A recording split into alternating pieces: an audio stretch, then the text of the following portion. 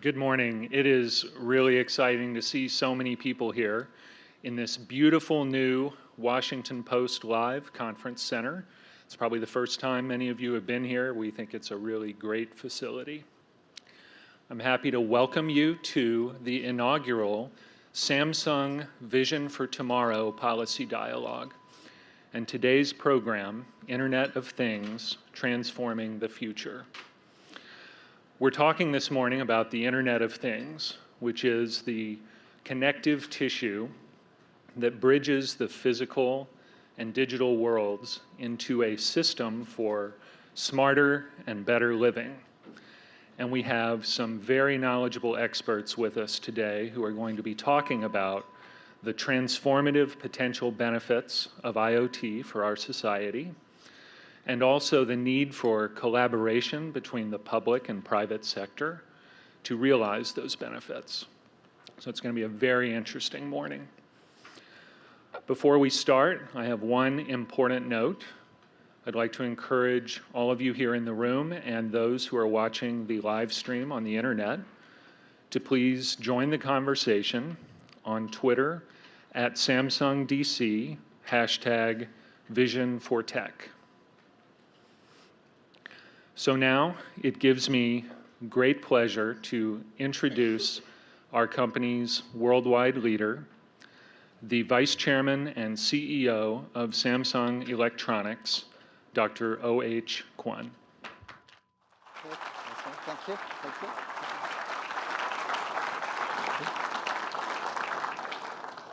Good morning, ladies and gentlemen. Welcome to the Washington Post. It's an ideal venue for our discussion today about how technology is transforming the world, transforming it for a purpose. Not just the way we live and work, but the way we protect our families and our health. But the way we improve our infrastructures and our environment. And the way we use public policy to improve people's lives. This is our vision for tomorrow. Using technology to bring better quality of life. We are entering a new era, the age of the Internet of Things.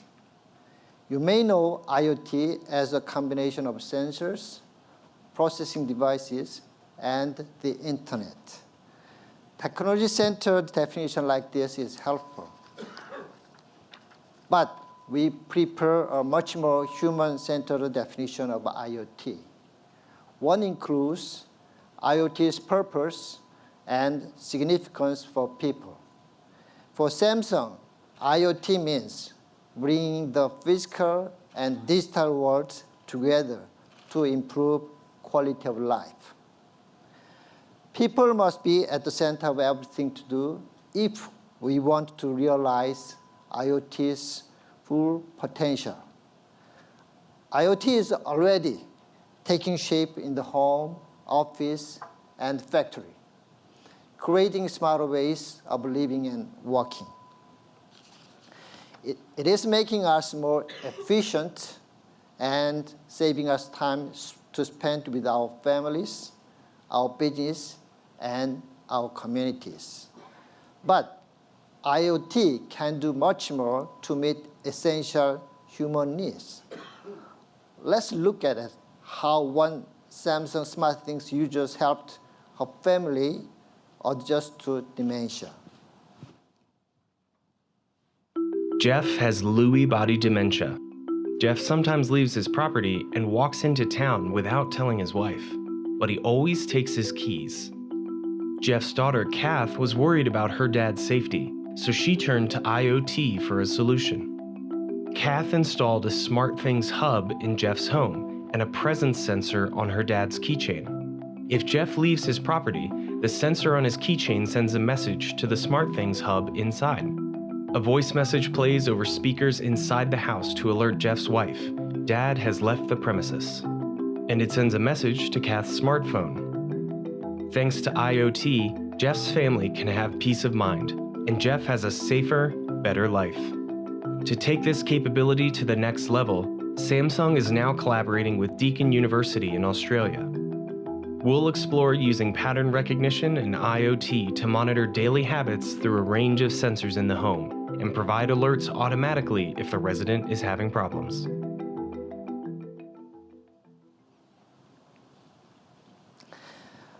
This story raises a crucial point about bringing IoT to scale. Today, IoT is changing individual lives. But tomorrow, using IoT, we can give the same independence to millions of Americans. We can keep people out of hospitals and nursing homes. As our population lives longer, these benefits and the cost of savings for society cannot be ignored. And healthcare is just one example. One day, IoT can provide early warnings of earthquakes by crowdsourcing data from motion sensors in smartphones. Then shut down gas lines before the quake hits, potentially saving thousands of lives. IoT is also driving energy savings, which at large scale will help add up to enormous benefits for society. For example, WeatherBox is using thermostats and weather data to optimize the temperature and the efficiency of your home. That kind of changes make us a big difference added up across millions of homes. In fact, by 2020, IoT could cut carbon emission by 9 gigatons annually. That's almost 19% of global annual emissions. Our challenge is to unlock these benefits by bringing IoT to scale. So, how can we do this? First, by learning how powerful IoT can be as a public policy tool, not only in healthcare or energy, but across many public sector challenges. Let me show you an example.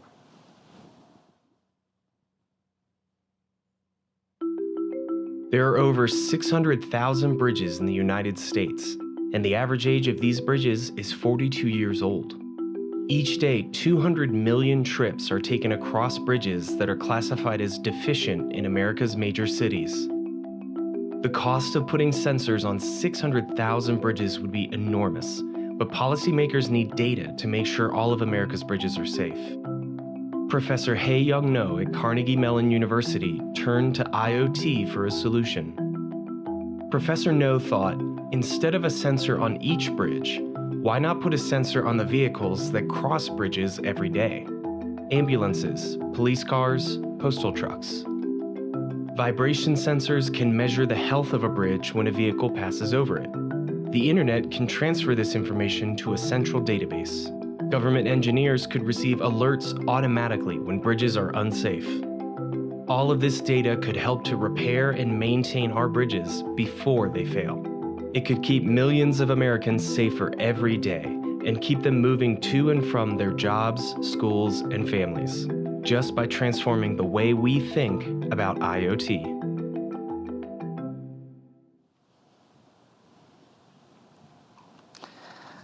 At Samsung, we believe in thinking differently about solving problems with the IoT. Everyday objects can be transformed into solutions.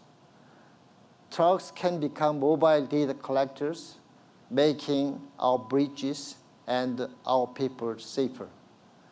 We just need the creativity to see these things from a new angle. And we need to empower people around the world to do the same. This is why we launched our Makers Against Drought competition. Drought ignores national borders. So we issued a challenge to innovators around the globe. How would you use IoT to tackle drought?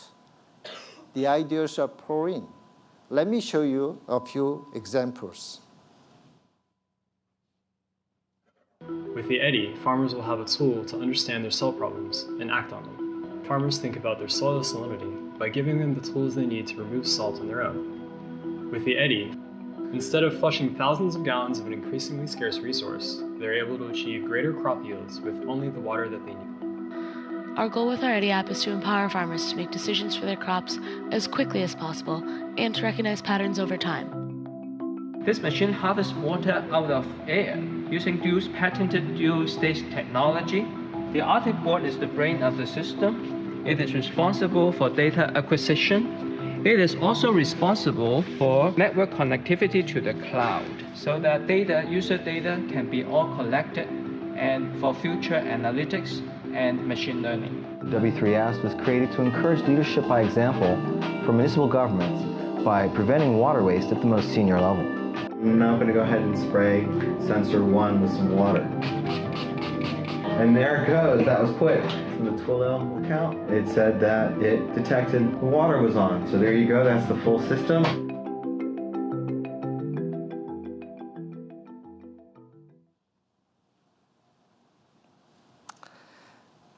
Truly inspiring, isn't it? I want to highlight one more benefits IoT's economic potential. Already, IoT is transforming entire industries. What this means in practice is jobs and growth. A recent study showed IoT can have a global economic impact of more than $11 trillion annually by 2025. Now, that is a very compelling vision of tomorrow. So how do we get there? The good news is many of the building blocks of our IoT future are already in place. In fact, Samsung built many of them. Our starting point was to learn the lessons of the digital age so far. We know that technology delivers best for our societies when it is human-centered, open, and collaborative. A human-centered approach is at Samsung's core. What do you mean by this? Simply, technology must be designed with the people at its core. If it does not improve a person's life, it will not be adopted. And to bring IoT to scale, it must be useful and improve lives across society. A human-centered approach also means that technology for people must come from people, not just from Silicon Valley or Washington, D.C., but from everywhere. So we must be open to innovation from all corners, which leads me to openness. If we want innovators everywhere to embrace IoT, we must make sure IoT tools are open to them. This means technologies that connect to each other.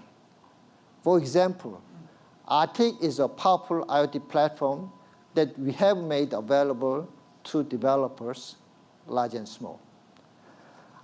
Arctic is interoperable across common operating systems and wireless standards. That means innovators can use Arctic to create seamless IoT solutions. You can learn more about IoT just outside this room. Likewise, the SmartThings, a Washington, D.C. startup we acquired in 2014, is compatible with the hundreds of IoT devices from a wide range of manufacturers. We know that boundaries around technologies hold back innovations and scale.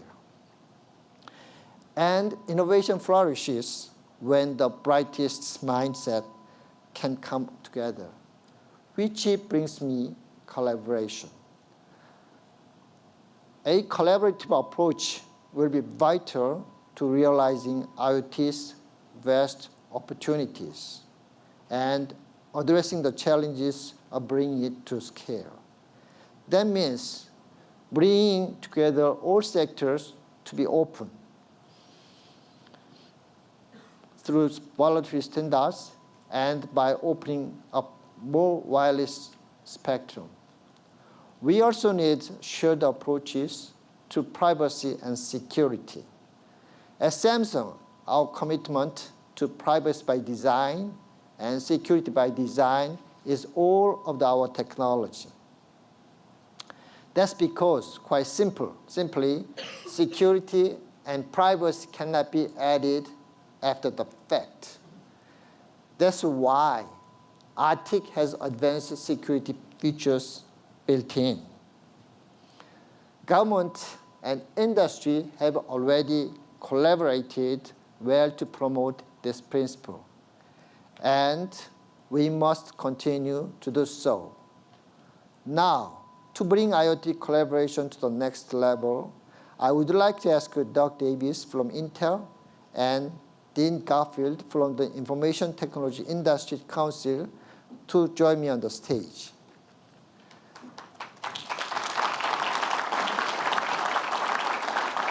Today, we are delighted to announce the formation of the National IoT Strategies Dialogue to be run by Dean and his staff at ITI. Samsung is proud to be a founding partner along with Intel and ITI. Let's hear some comments on IoT from two gentlemen. Thank you. So thank you. Intel is very pleased to be a co-founder of this National IoT Strategy Dialogue. And this is important in that it is an initiative that is consistent with the goals of the pending DIGIT Act. And it provides an opportunity for industry to be able to provide recommendations that will help shape a national IoT strategy. So we look forward to collaborating with members of the ITI, with others in the industry, other technology companies, other industry leaders, as well as with federal policymakers to help to enable the U.S. to have a leadership position in the Internet of Things. Thank you. Thanks. Good morning. Doug, you captured it well. ITI very much is proud of partnering with Samsung, Intel, all of our members, and hopefully all of you in blazing a path forward. We very much look forward to turning today's discussion and talk into tomorrow's tangible action so that the narrative from today about transforming the future can come to fruition. So I look forward to working with all of you on this initiative. Thanks. Take pictures. Take pictures. Okay. Okay. Good. Okay. We also look forward to hearing from Dean and David Doug in our panel discussions later this morning. We hope today's announcement shows again Samsung's deep investment in the U.S. We have been here since 1978 and employ over 15,000 people here. And now I'm excited to show how we are moving IoT to the center of our strategy. I'm pleased to announce that Samsung is planning to spend $1.2 billion in the U.S. for IoT investments and R&D over the next 4 years. This investment will be led by Samsung Strategy and Innovation Center and Global Innovation Center and Samsung Research America, all of which are US located. Let me conclude with one crucial point. Today's announcements are about determining the next steps for IoT. They are not about the first steps. That's because IoT is already happening all around us. Conversations about IoT are already happening around the world. from the kitchen tables to boardroom tables. The National IoT Strategy Dialogue will help bring those conversations to cabinet tables as well. It also represents our deep conviction. We all need to start talking and think differently about IoT. It's time to imagine the transformative potential of IoT for our societies and learn how to achieve the human social benefits at scale. So this is my call to you today. Let's move ahead together towards an IoT with a human purpose to improve lives for real people everywhere. We hope you will come with us on this exciting journey. Thank you very much.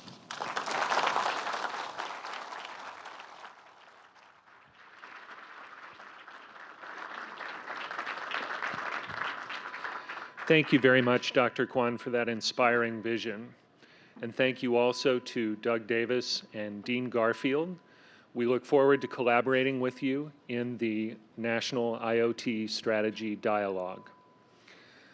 So those of you standing in the back, there are a few empty seats in the front row, so don't be shy. I'm happy now to introduce the moderator of our first panel, which will be talking about the IoT and where it is today and where it will be bringing us. The moderator is Curtis Sasaki of Samsung, Vice President of Ecosystems and General Manager of IoT. Thank you.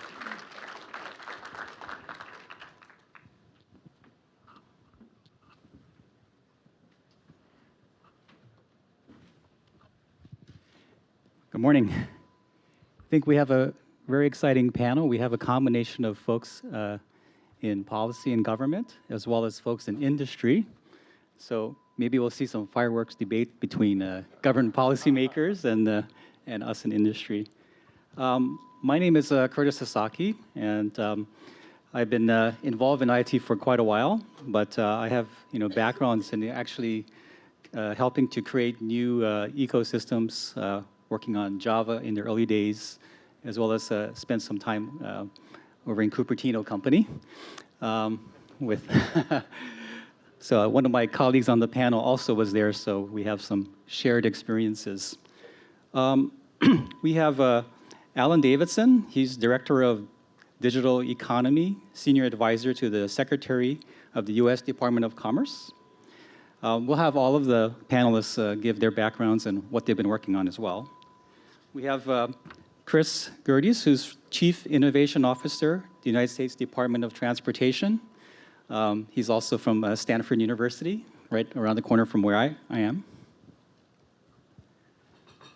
And we have Jay Kazima. He's the founder and CEO of a company called Breezy. They're working on some very interesting technology, really around digital health. And we have Vineet Shahani. He's the director from a company probably all of you have heard of called Nest. And he and I also have a shared person that we both know quite well is Tony Fadell. So he and I worked together in the past. So a very distinguished panel. So we'll have each of the panelists maybe give their background and what they are working on today. Great. Hi. Good morning. I'm Alan Davidson, Director of Digital Economy at the Department of Commerce. Department of Commerce has a broad mission to promote economic opportunity and growth in the United States and around the world. And we have a digital economy agenda that's also broad, designed to promote openness and freedom in the digital economy, trust, access, and skills online, and promoting innovation and new technology. IoT fits squarely in that mission. We are very excited about its potential as a source of growth and opportunity, all the kinds of exciting new developments that we've been hearing about already this morning. we are not traditionally a regulator in the space for the most part. We do have this broader mission, though, and so we are keenly interested in thinking about how we can promote the opportunities that IoT offers, and also help to deal with some of the challenges that we also know, the policy challenges that will arise as it's used more and more. My other claim to fame today, in terms of why we're here and why we're so glad to be here, is that we recently completed a request for comments in the department asking for input from the private sector, from stakeholders, regarding a bunch of different questions about Internet of Things. We got over 130 comments, the vast majority of them very substantive, and we're really looking at three questions. What are the big opportunities facing us? What are the big policy challenges? And what is the appropriate role for government in that space? We bring a lot of expertise at the Commerce Department, working on issues from standards to policy issues like privacy and security, international trade issues, and we're keenly interested in how we can help promote a whole-of-government approach to Internet of Things, of course led by the private sector, but thinking about what the appropriate role for government, how we can help with this exciting new area. Great. Chris? Great. So I'm Chris Gerdes. I'm on leave from Stanford University for a year to serve as the USDOT's first Chief Innovation Officer. I've been working with automated vehicles since about 1992 as part of what I do in my lab at Stanford, and so that's one of the things I get to assist the department with. But I'm also fortunate to help with the broader innovation portfolio. So safety, innovation, and opportunity are Secretary Fox's three major areas of focus at USDOT. And there's a lot of fascinating things going on in the innovation space. The Smart City Challenge being one example of going out to cities and to mayors and asking for their ideas. How can they mobilize new public-private partnerships to really advance the cities and provide not only connectivity, but opportunity? I think that's one of the exciting things about the Internet of Things, not necessarily just connecting the stuff, but using that to connect people, to provide really point-to-point mobility that will serve all members of society, regardless of somebody's economic status, regardless of somebody's physical abilities, to be able to get from any one point to any other point, connection to jobs, to healthcare. These are the things that the Secretary cares strongly about. I'm really thrilled to have the opportunity to work with so many people at DOT to help move the ball forward on these areas. And so it's great to share some of that here today and hopefully get other people fired up on what the Internet of Things can do to really advance mobility. Great. Hi, everyone. Good morning. I'm Jay Kazimi, founder and CEO of Breezy. With Breezy, our starting point is really that technology can fundamentally transform a senior's life, but often they don't engage with it because it's either considered complex or not relevant. And what Breezy has been doing is really bringing in, through the Breezy platform, a wide range of benefits, everything from communication to content to commerce, entertainment, health, to a senior. And we've been doing that a lot using some of the Samsung technologies, really addressing, I think, the key challenge, which is how do you personalize technology for a senior? Because often when we look at seniors, we try to think of them as one homogeneous group, but our experience is it's extremely fragmented. And there are different contexts, different digital literacies, different physical abilities, different cognitive abilities. So how does technology make sense to a senior? And we've been doing that for the last 5 years, started in the UK, expanded in the US. The reason I'm here today is over the last couple of years, the problem we are getting more focused on solving, both in Europe and also here in the US, is really around helping a senior age in place. And the minute you talk about aging in place, almost the second word is IoT, because you cannot scale up the caregiving needs of seniors if they age in place without technology. So that's what we are doing. We are located in Pittsburgh, reason being close to proximity to Carnegie Mellon, so we want to use a lot of the machine learning, artificial intelligence, from all the sensory input that we get from lots of devices around us to really help the senior age in place. So thank you. And my name is Vineet Shahani. I'm a director in the legal department at Nest, and it's great to be here with you today. At Nest, I counsel our hardware products and our services. So as you've probably seen in the media, we have a Nest camera, we have a Nest Protect smoke alarm and carbon monoxide detector, and then of course we have the flagship product, which is the Nest thermostat.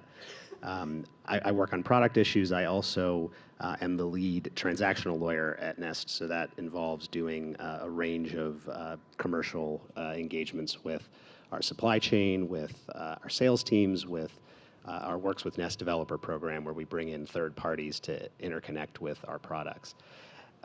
Before Nest, as Curtis said, I was at Cupertino Company, working on iPhone and iPod, and so I've seen a range of visible connected products and worked on legal and policy issues on those. At Nest, the obvious things are the hardware products, which is the things I mentioned, but in addition to that, to really bring the promise of the products to the market, we obviously have mobile apps that need to be built around that. We have a very vibrant e-commerce presence that has a great deal of resources. We have services that we'll probably talk about a little bit, which is our partnerships with utility companies, with insurance companies, really bringing the functionality of these products to life. And then the last thing is this developer program that I mentioned, which is the idea that Nest isn't going to build all the products. There's plenty of great products out there. There's plenty of great companies doing things that we want to work with, and so we've put together a great and very large program to work with them. Great.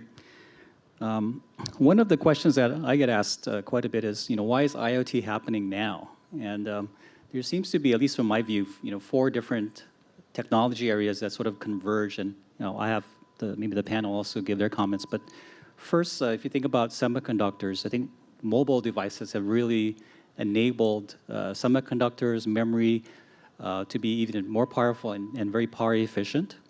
Number 2 is sensor technologies. To think most of our mobile phones today have 9 different sensors, but there's also many industrial sensors being developed. Third is wireless technologies. Just a few years ago, there's only a few wireless capable networking standards, but now we see things like LTE Cat 0, Cat 1. We have low power, wide bandwidth networking technologies from Sigfox and LoRa. And then the fourth area, I remember 4.5 years ago talking to engineers about big data. And at the time, big data was kind of rocket science. Today, it's sort of the norm. And the new rocket science is really around machine learning, deep learning algorithms. So I think those 4 key technology areas have really enabled IoT to finally really blossom. And I'd like some of the panelists to sort of give their view of maybe there's other technology trends that have really made IoT happen, maybe business issues that have changed things. So maybe we'll start with Alan. Sure, and I think you've captured it nicely. I will say, I came to this relatively recently as a kind of, I will confess, an Internet of Things skeptic in some ways, in the sense that, as a kind of fallen computer scientist, I look at this and think, we've always had an Internet of Things, right? The Internet is mostly connecting things. So, is this really different, or is this just another buzzword, right? And I guess I will say, to paraphrase the great rock band, the Monkees, I'm a believer. I think we are seeing something that is, for the set of reasons that you talked about, a confluence of both technical capabilities combined with business imperatives and business demand that I think we believe is going to be really transformative. It's going to be qualitatively different in a lot of different ways, both in its scope, in terms of the number of devices. The number of devices now far exceeds the number of people on the planet, but also the uses of those devices. And we've heard about a lot of the great, very cool consumer-facing things. We're also really excited and interested in what's going to happen on the industrial Internet of Things. And so we see this this tremendous demand out there that is now, because we've gotten to this, I guess, maybe tipping point of connectivity and intelligence in devices that can be also, done at a very small level, the ubiquity of connectivity. Those things all together are leading to something that we feel is different and deserves to be thought about in a coherent way. One thing I'll toss on top of that is that, I think necessity is the mother of invention. So from the transportation side, there is a real need that's driving a lot of the demand for the connectivity and for smart cities. The Secretary put together the Beyond Traffic report, which really talks about extrapolating where we're going to be in 2045 if we keep doing things the way that we're doing. I'll cut to the chase. It's not pretty. It's an excellent report, and I definitely recommend people take a look at that. It shows really the increasing demand on our transportation systems, the challenge that we have with maintaining basic infrastructure and the needs to do things very, very differently. So if you think about apps that you may use for transportation, a lot of these may be to get you around traffic and to get you around congested areas, thinking about navigating cities, how to deal with increased density in our cities. You don't have to go too far to see the strains on WMATA here in DC, both from an infrastructure standpoint and from a demand standpoint. So there are some real demands that are driving this need for connectivity and just different approaches to be smarter and to deliver transportation and government in different ways. I would just build on that and say, I think also in the last sort of 5-10 years, the services and the data that's sort of accessible and can be integrated together, so the open platforms, that helps with this as well. So, we talked about sensors and the intelligence part. Marrying that is now becoming possible. So I'll take a simple example. I mean, if you want to have temperature control, you need a feed from the weather, which is a different feed maybe from the temperature in your house. Okay, 5 years down the ago, that it was impossible to sort of combine these two feeds together to create the intelligence that we need today. So I think the usage that all of us have sort of had over the last sort of 5-10 years, that has created that data on which now we can, I think, build the intelligence, which didn't exist probably 10 years ago. So there's lots of statistics about how big the IoT market's going to be. I think we'll see what's right and wrong there. But in terms of just a graphic for me is just, I guess I would say, we just passed Father's Day. And if I would have told you 4 years ago that you were going to give or receive a thermostat for Father's Day, you'd probably think that was nuts. But in fact, we saw a great lift this weekend from people buying thermostats. So I think that just kind of, you look at connected TVs, you look at just the different ways that this technology in a short period of time has changed the way people look at issues that have often been neglected. I guess I'll just give a little anecdote. When you think about Nest and you look back at how it was founded, it wasn't founded by energy people or by people with knowledge of fire safety. It was actually founded by people that knew smartphones and knew the technology that goes into power capacity, sensors, all the sort of algorithms and things that are around smartphones, and they brought that technology to new problems, right? So energy conservation, safety, and security. And I think that's what's really interesting about this space is that you've got a lot of learnings in other spaces from the internet era, from the past, and you're going to now try to apply that to these very big issues facing our society. That's great. One of the things I also get the privilege of doing is talking to a lot of startup companies. And a lot of folks think about IoT as just for consumer products. But I think was already mentioned, there's a lot of enterprise, industrial applications. I'll just mention a couple, and maybe the panelists can give sort of their views, even beyond your area, what you're seeing happening. But I've talked to companies who are developing sensors that will go on utility poles. One thing that Dr. Kwan mentioned was putting sensors to detect earthquakes on utility poles. And what was surprising to me is in the U.S. alone, there's over 160 million still utility poles out there. So I'm sure some enterprising startup company will figure out a way to deploy sensors on utility poles. Now, these sensors could detect not only earthquakes, but could have microphones to detect gunshot sounds or gas leaks. Maybe that would have helped in California when we had the San Bruno fire. I also have talked to companies who are developing sensors for hospital beds.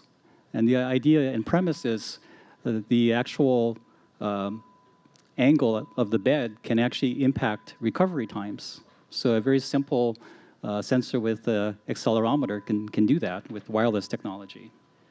I also heard from sort of supply chain retail that this one very large soft drink manufacturer loses about $100 million annually because managers and retail shops don't restock their shelves, with their soft drinks. So the kinds of applications I think we'll see IoT being deployed on is pretty diverse, compared to just how people might think today. So I'm kind of curious to know, what you think we should be seeing in the future. Well, I guess I'll jump in and start by saying, I mentioned this earlier, we certainly are hearing a lot about the industrial Internet of Things. And for example, Secretary Pritzker was just over at the Hanover Messe trade fair in Germany. And this was a major centerpiece of things that we heard about. Germany's got its Industry 4.0 initiative, and the use of the Internet of Things in areas like supply chain management. I think are going to be very big, and it's stuff that we don't hear about as much.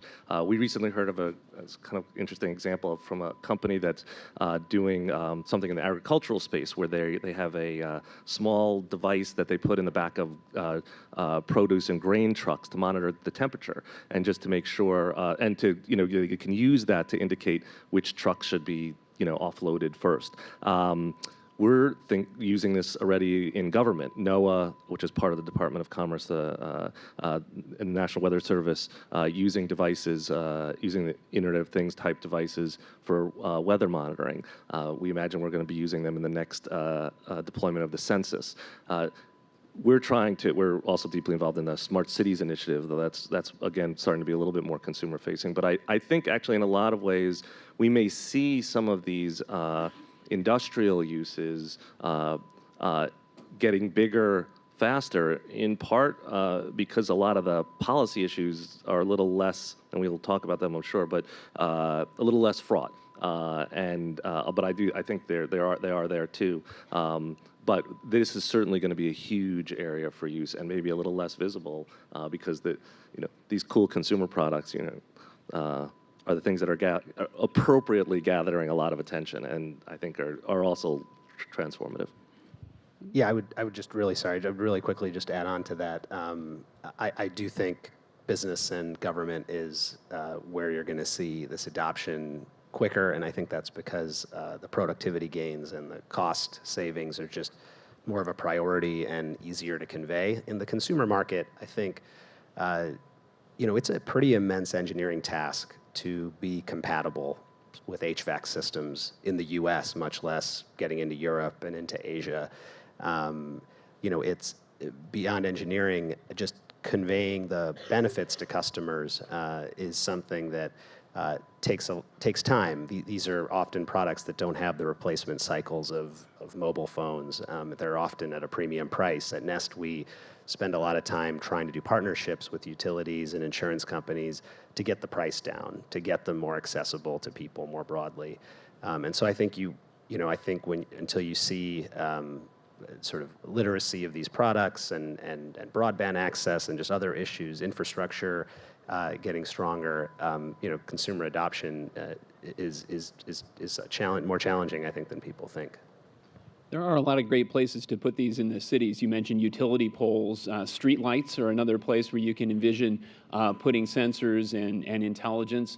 Sidewalk Labs, which is a partner with USDOT on the Smart City Challenge, actually has kiosks that they can put on street corners, which do a number of things. They provide sensing, the gunshot detection that you mentioned, but also just understanding pedestrian counts as a function of time of day, being able to count cars and look at traffic patterns. But more importantly, also being able to provide Wi-Fi and provide a console so that you can help bridge the digital divide, so that all of these benefits that we're talking about here don't only accrue to people who can afford a smartphone, but you would have the ability to come up to a kiosk and, for instance, know that the elevator was broken down at the metro stop, and you would have to find alternate transportation if you were wheelchair bound. You could figure all that out on the kiosk without having to rely on a smartphone. So I think there's some really nice opportunities here if we are able to think in one coherent package of not just isolated sensors and things there, but how do we solve real problems with this stuff? How do we make sure that we have sort of ports where you can provide services to people, and a lot of these things come together. And this is one of the things that the DOT is very involved with, trying to develop an open platform for some of these transportation services that people can plug in and provide better services. And I think, if you look at some of the examples that we mentioned, whether it's agriculture, transport, logistics, health, these may seem like incremental changes, but actually, when you sort of observe closely, it's actually a paradigm shift. We're moving from being reactive to being proactive, right? So when it comes to transport, better planning, smart cities, it's all about better traffic planning and better city planning rather than sort of, taking actions in a reactive way. I'll give you a simple example and then I'll end this. I'm seeing this a lot with another simple example, prosthetics, right? Just having sensors embedded in prosthetics changes the paradigm from fall detection to fall prevention, right? Small thing, but huge difference in terms of healthcare costs, in terms of cost of sort of managing those falls.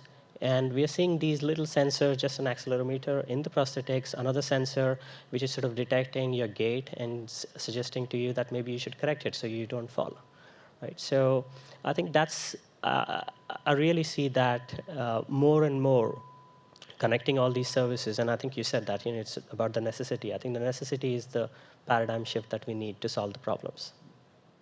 Okay, well, maybe we'll take on a hot, juicy topic. I know I got a word from Twitter that I should change my password. So maybe we'll have a discussion about sort of privacy and security. I saw the latest number about how much data is now being collected from many different devices, and I didn't even realize how much data within the last couple of years.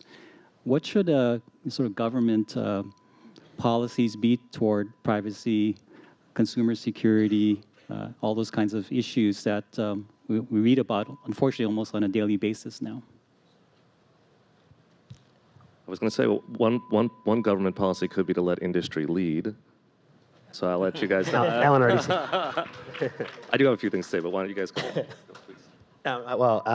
So we were pleased to submit comments to the NTIA, and I got a chance to work on it quite a bit. So appreciate you guys taking the lead on that. What we said in there, to summarize, was that privacy is paramount. I mean, we're getting invited into people's homes. They're paying a premium price for the product, and we need to get it right, or adoption won't happen. And I don't think this industry, on any level, but particularly on the consumer level, will take off. Some of the challenges that we see, so your traditional notions of giving people notice and getting their consent is challenged just by the nature of these products, the form factor of them, the fact that some of them don't have screens. So you have to be more creative in thinking through how to get that. Even when you get people's consent, we believe you have to continue to give them choice, right? And give them the opportunity to opt out. And we do, right from the beginning, think about how to stop data sharing or how to use devices off Wi-Fi, right? So our thermostat or the smoke alarm, they still work as those products even when they're not connected to Wi-Fi and sharing data. The other thing is, in an ecosystem, and when we're talking about the Internet of Things, we are talking about connected products from different manufacturers, and so there is sharing that's inevitably going to happen. We believe you have to give very clear notice to customers about what data is actually being shared. And in our case, in our Works with Nest program, we don't just say what data is being shared, but we actually ask the developer to say why they need this data, and then follow very strict policies around how they retain it and delete it, et cetera. Again, I think that this is just one of these issues, security and privacy, that is critical to just getting adoption, getting this whole thing off the ground. So we didn't get a chance to comment, so I'm excited about this. So I think two areas. One is around identity management. So what I mean by that is not just the minute you talk about Internet of Things, you're talking about the ID of that thing as well, right? And how do you sort of really manage shared identities, because that's what we are evolving to now. You know, I may have my accounts, my wife may have her accounts, but if you're staying in a smart apartment, now we have shared identity with the apartment, right? So I think really that is an area where I think government should take lead. The other is, and we see this all the time, is we are building a lot of our solutions on the basis that the network that is supporting, and you mentioned that, you know, the wireless network is an important factor, right? Is going to support mission critical applications, and it's going to be secure, and there will be regulations around, you know, how that network is managed and operated, right? So I think those are two areas where I think this requires a lot more discussion, requires really, you know, I think the government to take a lead on. One thing in transportation that the Department of Transportation has encouraged is the auto ISAC. So having the automakers come together and share best practices for cybersecurity. I think that is one good model of the government helping to convene, but understanding that it's probably not the department's role to get smarter about cybersecurity than all the people developing these systems and attempt to set rigid design standards, because this is constantly evolving. And so it really is creating an environment of sharing and of best practices to really help people keep up with the emerging threats. Another area that I think government plays a very important role that people often overlook is that a lot of the deployments of these systems are handled by state and local governments. And that's actually a real workforce challenge. If you think about sort of the traditional skills in transportation and in infrastructure maintenance, haven't necessarily involved installation and programming, setting up defaults of IoT devices. And so this is a real challenge that's being discussed. How do you make sure that people have all of the appropriate skills, all the appropriate sensitivity to issues of privacy and cybersecurity as they install these devices on the working level? So, I'd start with the notion that already has been said, that trust is absolutely essential if we're going to realize the promise of all of these innovations that we're talking about today. And you think about so many of the things that we've already been discussing today, they really involve the use of data, and the use of data in ways that we haven't necessarily used data before. And with that comes a real responsibility around privacy and the related issues around security. So these absolutely need to be addressed. The administration has kind of put forward its own comprehensive privacy blueprint back in 2012.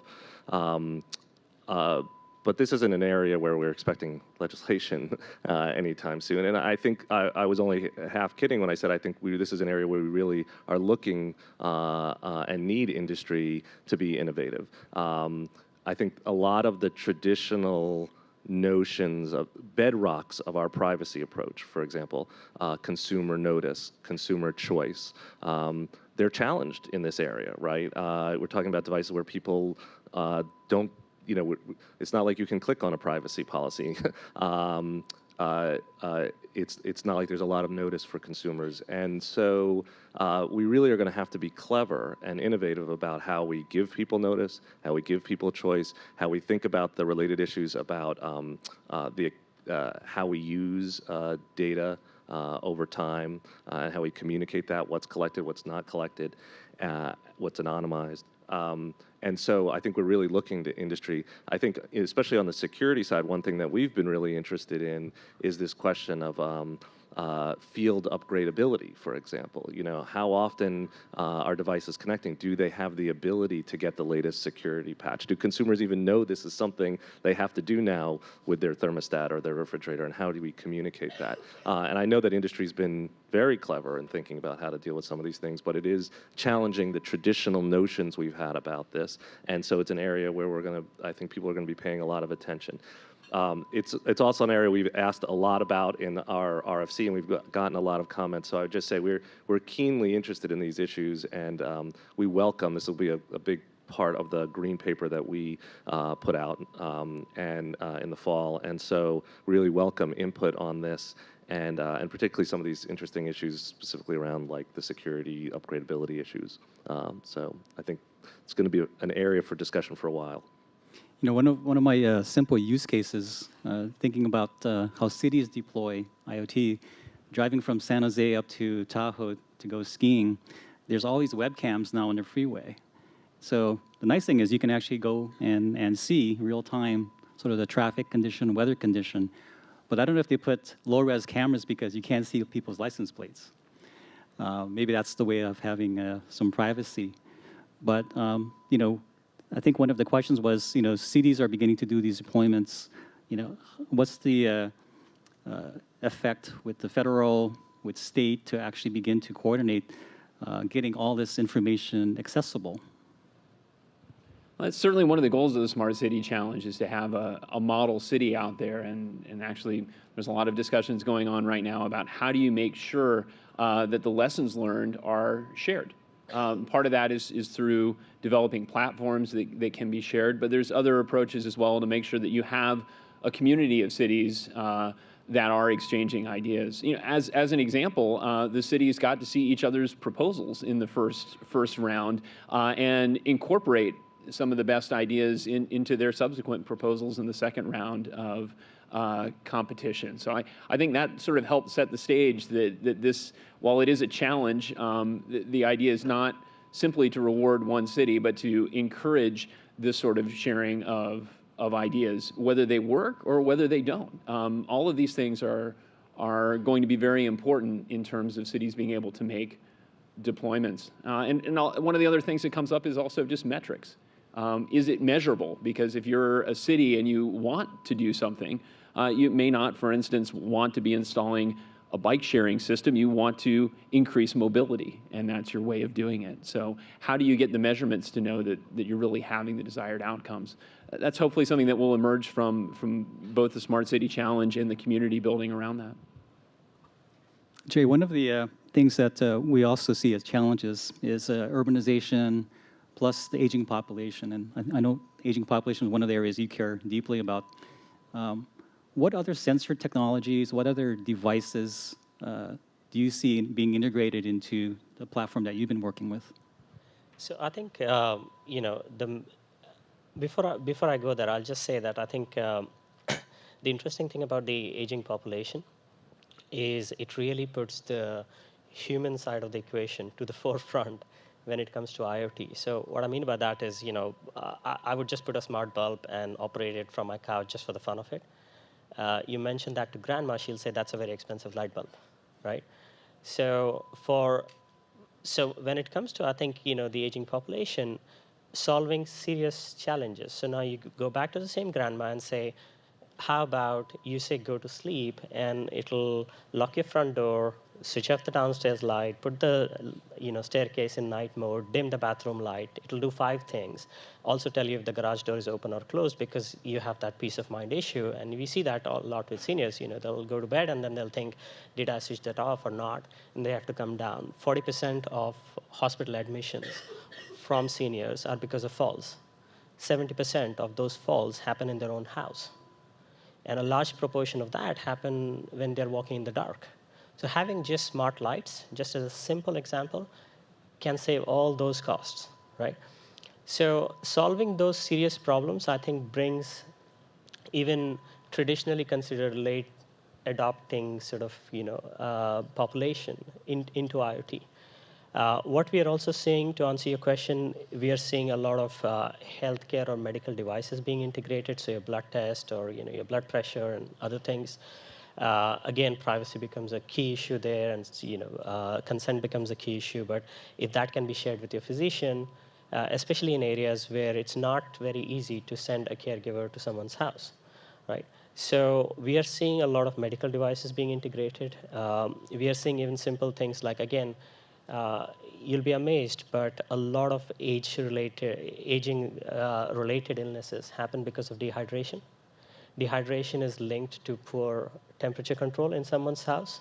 We have seen seniors who would say, I'm feeling very cold, turn on the thermostat, I'm feeling warm, open the window. They wouldn't necessarily make the connection that the thermostat and the window, right?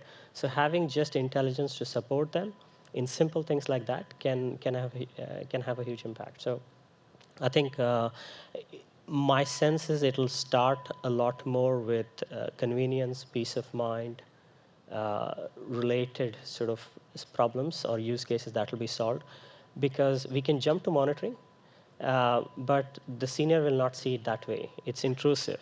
It's they do want to have control over their life. So the convenience, peace of mind, those things will probably take adoption first before we can really get to the monitoring goal that we have. So maybe ask Chris this question, because you talked about smart cities. A lot of research shows cities itself are going to get urbanized even more dramatically. So with populations moving to cities, how will smart cities help? I think this gets back to the necessity issue. As you start looking at density, just simply moving people around becomes a challenge, and making sure that people do have the access to jobs, to healthcare, to the services that they need. So I think that understanding is maybe the first part of that. So as you think about sensing how are people moving in the city, where are the patterns? There's really some fascinating things when you visualize it, that oftentimes cities are not one homogeneous land area, but you see patterns in certain areas. You can see neighborhood dependencies, certain flows.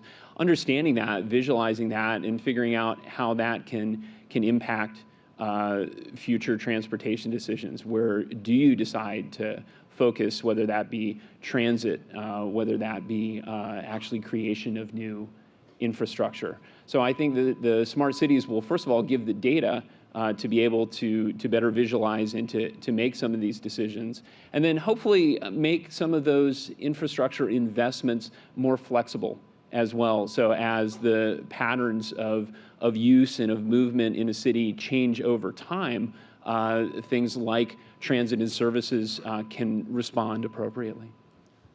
Where do you think autonomous driving, how will that play in smart cities and transportation in general? Well, I think there's some real fascinating opportunities. Obviously, since working on that since '92, I'm a fan.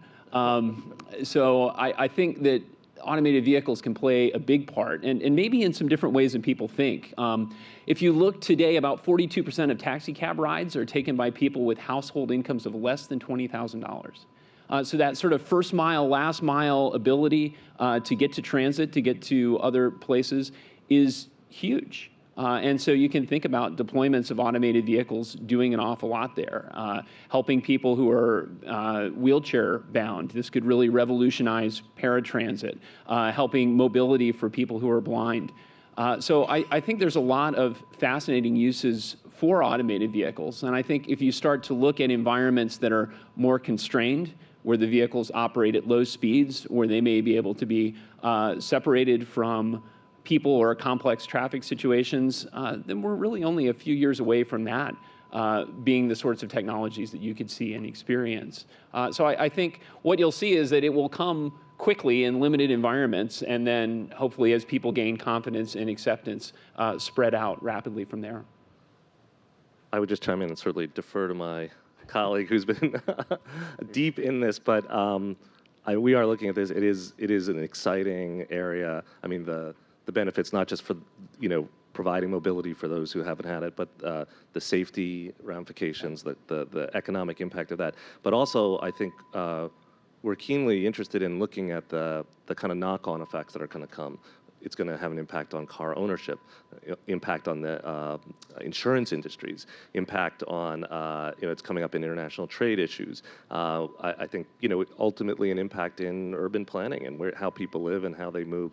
So it's early days, but it is exciting, and our sense as well is that this is something that we'll start to see sooner probably than most people expect, certainly in limited areas. And it's tremendously interesting, both the connected vehicle and the autonomous vehicle work that's being done, and there'll be big policy issues there too. And I think in short, this is going to change everything. Yes. Pretty much there's few aspects of society I think that will remain untouched as we move to automation. And as we think about this sort of both the industry, how the industry and government work together, there will almost certainly be areas, I think, like transportation, where we'll see initially, because there has to be safety regulation, rules that will come, standards that will come, particularly from particular parts of government. This will happen also in maybe the aerial space.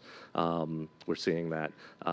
Part of what we'll need to do is try to make sure that these are not rules that are in conflict with each other, right? That we are providing some consistency to industry, and that industry itself is thinking about interoperability and about standards that are not in conflict when we come up in areas like spectrum or just in security rules. And so that's one of the things we've been thinking about, is how we can partner across government, and that's going to be at the federal and state level too, to make sure at the very least we're not sending conflicting messages. Yeah, and just to key off of that, the National Highway Traffic Safety Administration has been looking at operational and deployment guidance for automated vehicles, and this has come up. First of all, there have been a number of public hearings to get people's ideas, to get the input from industry about what is needed, and the approach is really to move forward and try to embrace existing standards and practices as well, and in setting those guidelines so that we achieve exactly the sort of framework where you're talking about, where it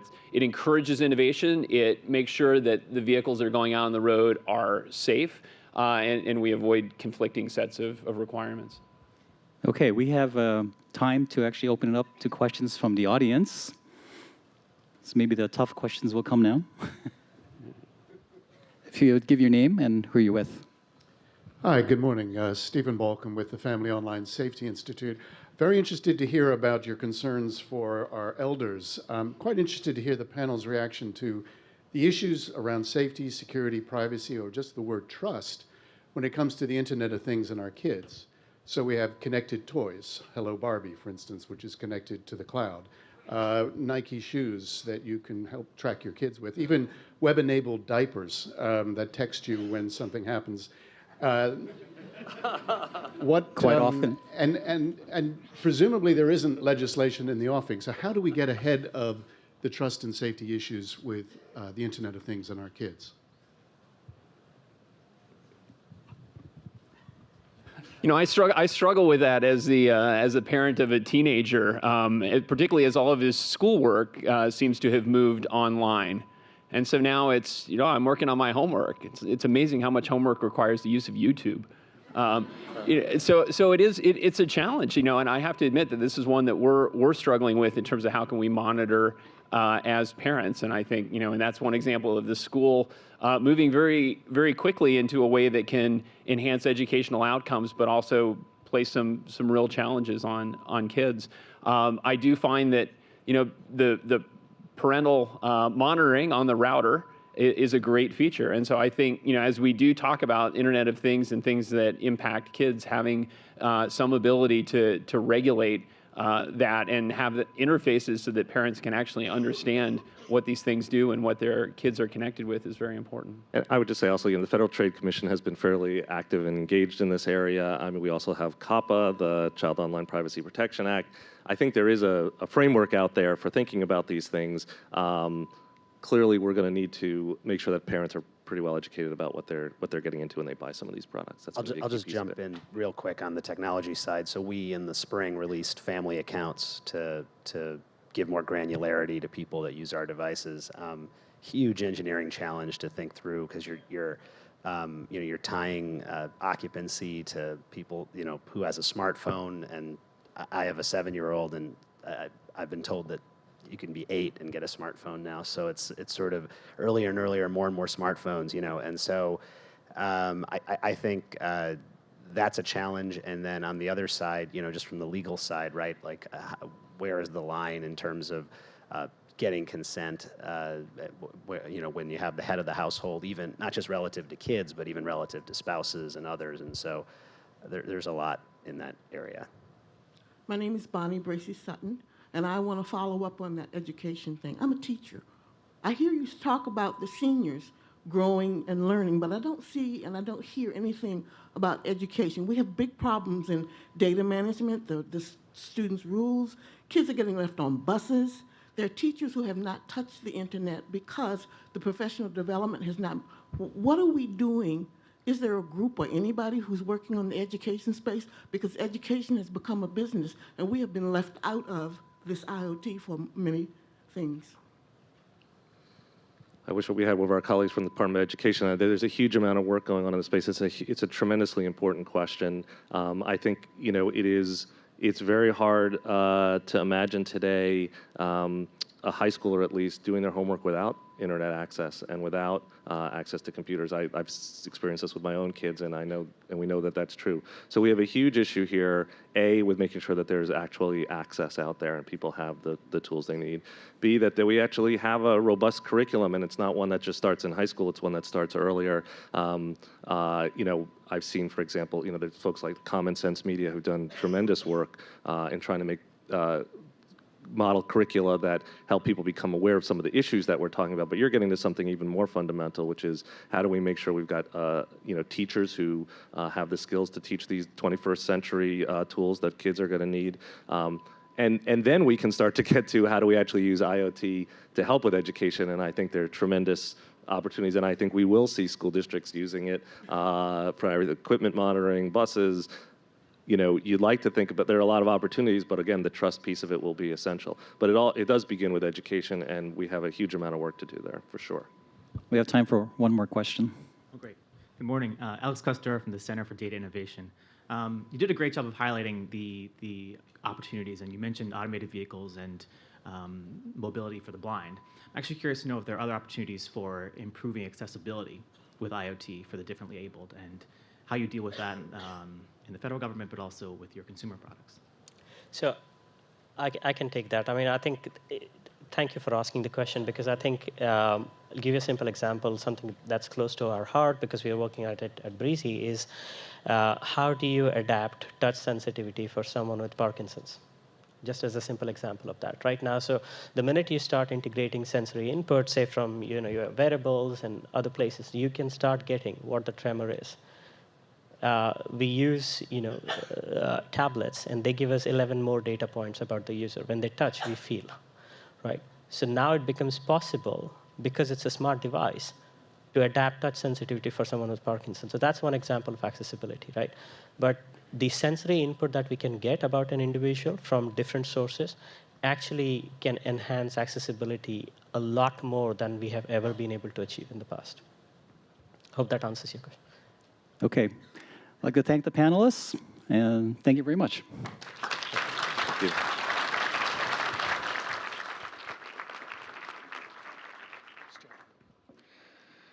Thank you. That was a terrific panel. In the spirit of the IoT bridging the physical and digital worlds, the experience of conferences like this one is also evolving. There's a very active digital conversation underway right now at Twitter, at Samsung DC, #VisionForTech. So please join in. Right now we're going to take a short break.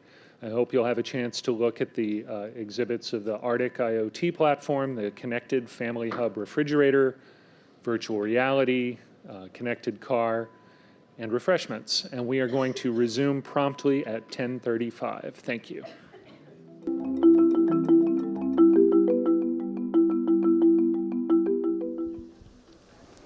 Ladies and gentlemen, our program will resume at this time. Welcome back. I should have mentioned before the Twitter handle and also the Wi-Fi password for today are printed on the back of your badge, so that's convenient. I'm very happy now to introduce our second panel, which will be talking about the collaborative path ahead through partnership to realize the benefits of IoT. And our moderator is with the Information Technology Industry Council, which, as we announced earlier today, is hosting the National IoT Strategy Dialogue that we are launching and announcing today with our co-founder Intel and other ITI member companies. And if that name is a lot for you to remember, you can see it printed up there, projected up there on the wall. So I'm now pleased to introduce our moderator, Dean Garfield, the CEO of the Information Technology Industry Council. Thanks, Scott.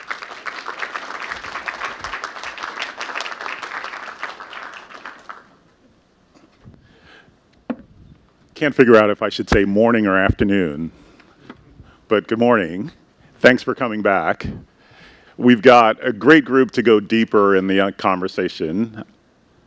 You've got their bios, so I'll just do names and then we'll jump right in. So we've got Doug Davis, who's a SVP and General Manager of the Internet of Things Group at Intel. Alex Hawkinson, who's the CEO and founder, oh look, it's right there, of Smart Things. Lonnie Ingram, who is a Vice President of Smart Communities at Verizon. And then Jewel Polanowski, who's the CEO of the Future of Privacy Forum. So let's jump right in. In the previous conversation, there was a discussion of IoT being completely transformative. It would be great to get your perspective on why and use cases that will help explain the transformative nature of IoT. What's got you excited about the potential of IoT? And I'll mix it up a little bit. I'll start with Lonnie, and then we'll bounce around. Excellent. So I've been incredibly passionate about the smart communities IoT space for the past decade, and I've been able to see it from just initial vision all the way down to actual physical transformation and things that are actually happening. So for me, one of the best use cases of the Internet of Things is in the smart communities area. That's where I spend a lot of my time and focus. And the reason I love this is that there's such a human element around what the technology can do. When you think about a community, a city environment, an ability to truly impact the lives and health and welfare and security of an entire group of individuals, it's a really powerful industry to be a part of. And Internet of Things is enabling that in an amazingly fast manner. And this could include things from having safer cars, the ability to track where one is versus the other to help prevent accidents and to prevent collisions. It's helping the communities communicate back with their governments in a completely different manner.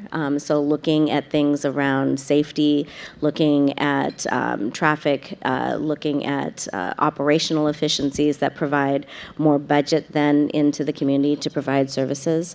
And most importantly, one of the things I love about the Smart Communities area is the development community that's being built around it. So it's really helping communities and cities to drive economic growth within their region.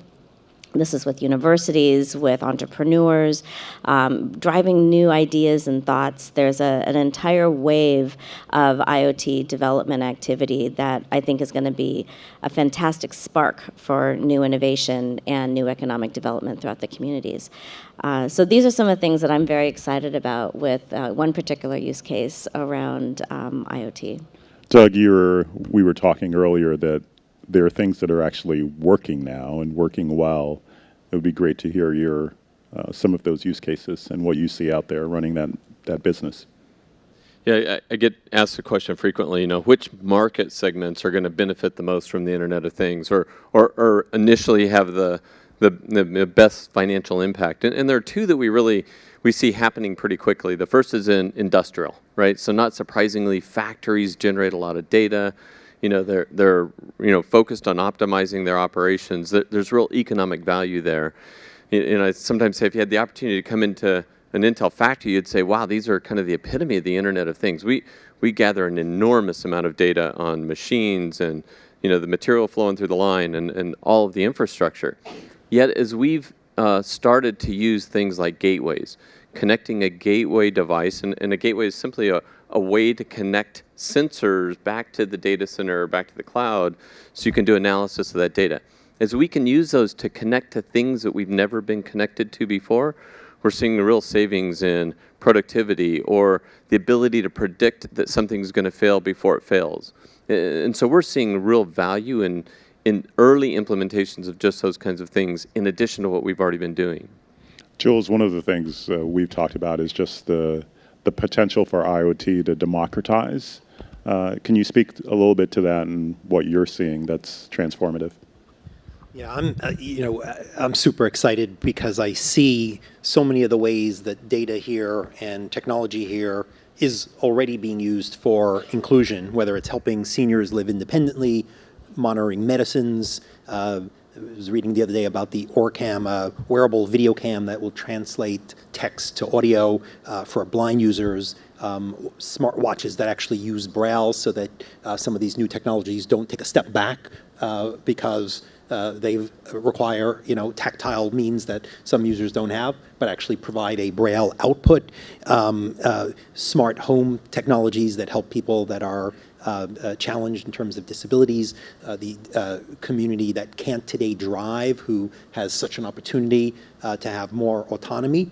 But I do think we've got work to do to show many of those communities that what we're going to do here isn't going to lead to discrimination or exclusion. They see and hear about the opportunity, but they also see and hear about the history of being left out and excluded. And I think we need to make sure that we're truly including them when we talk about these inclusion devices, and that we're sensitive to the fact that disruption means change, and transformative societal change means different jobs for different people, different training, different communities that are left out. And so we're going to have a lot of concern and fear. Some of it will be what we expect, security, privacy, but some of it will be, I'm not sure that this disruptive change you're talking about helps me at the end of the day. And so we need to lean into that and figure out how to include those voices, make sure that their concerns are avoided, and that the empowering opportunities that we see really are what drive our innovation here. Alex, you've certainly been leaning in. You've founded a business focused on these technologies. What are you experiencing, and why is this so transformative?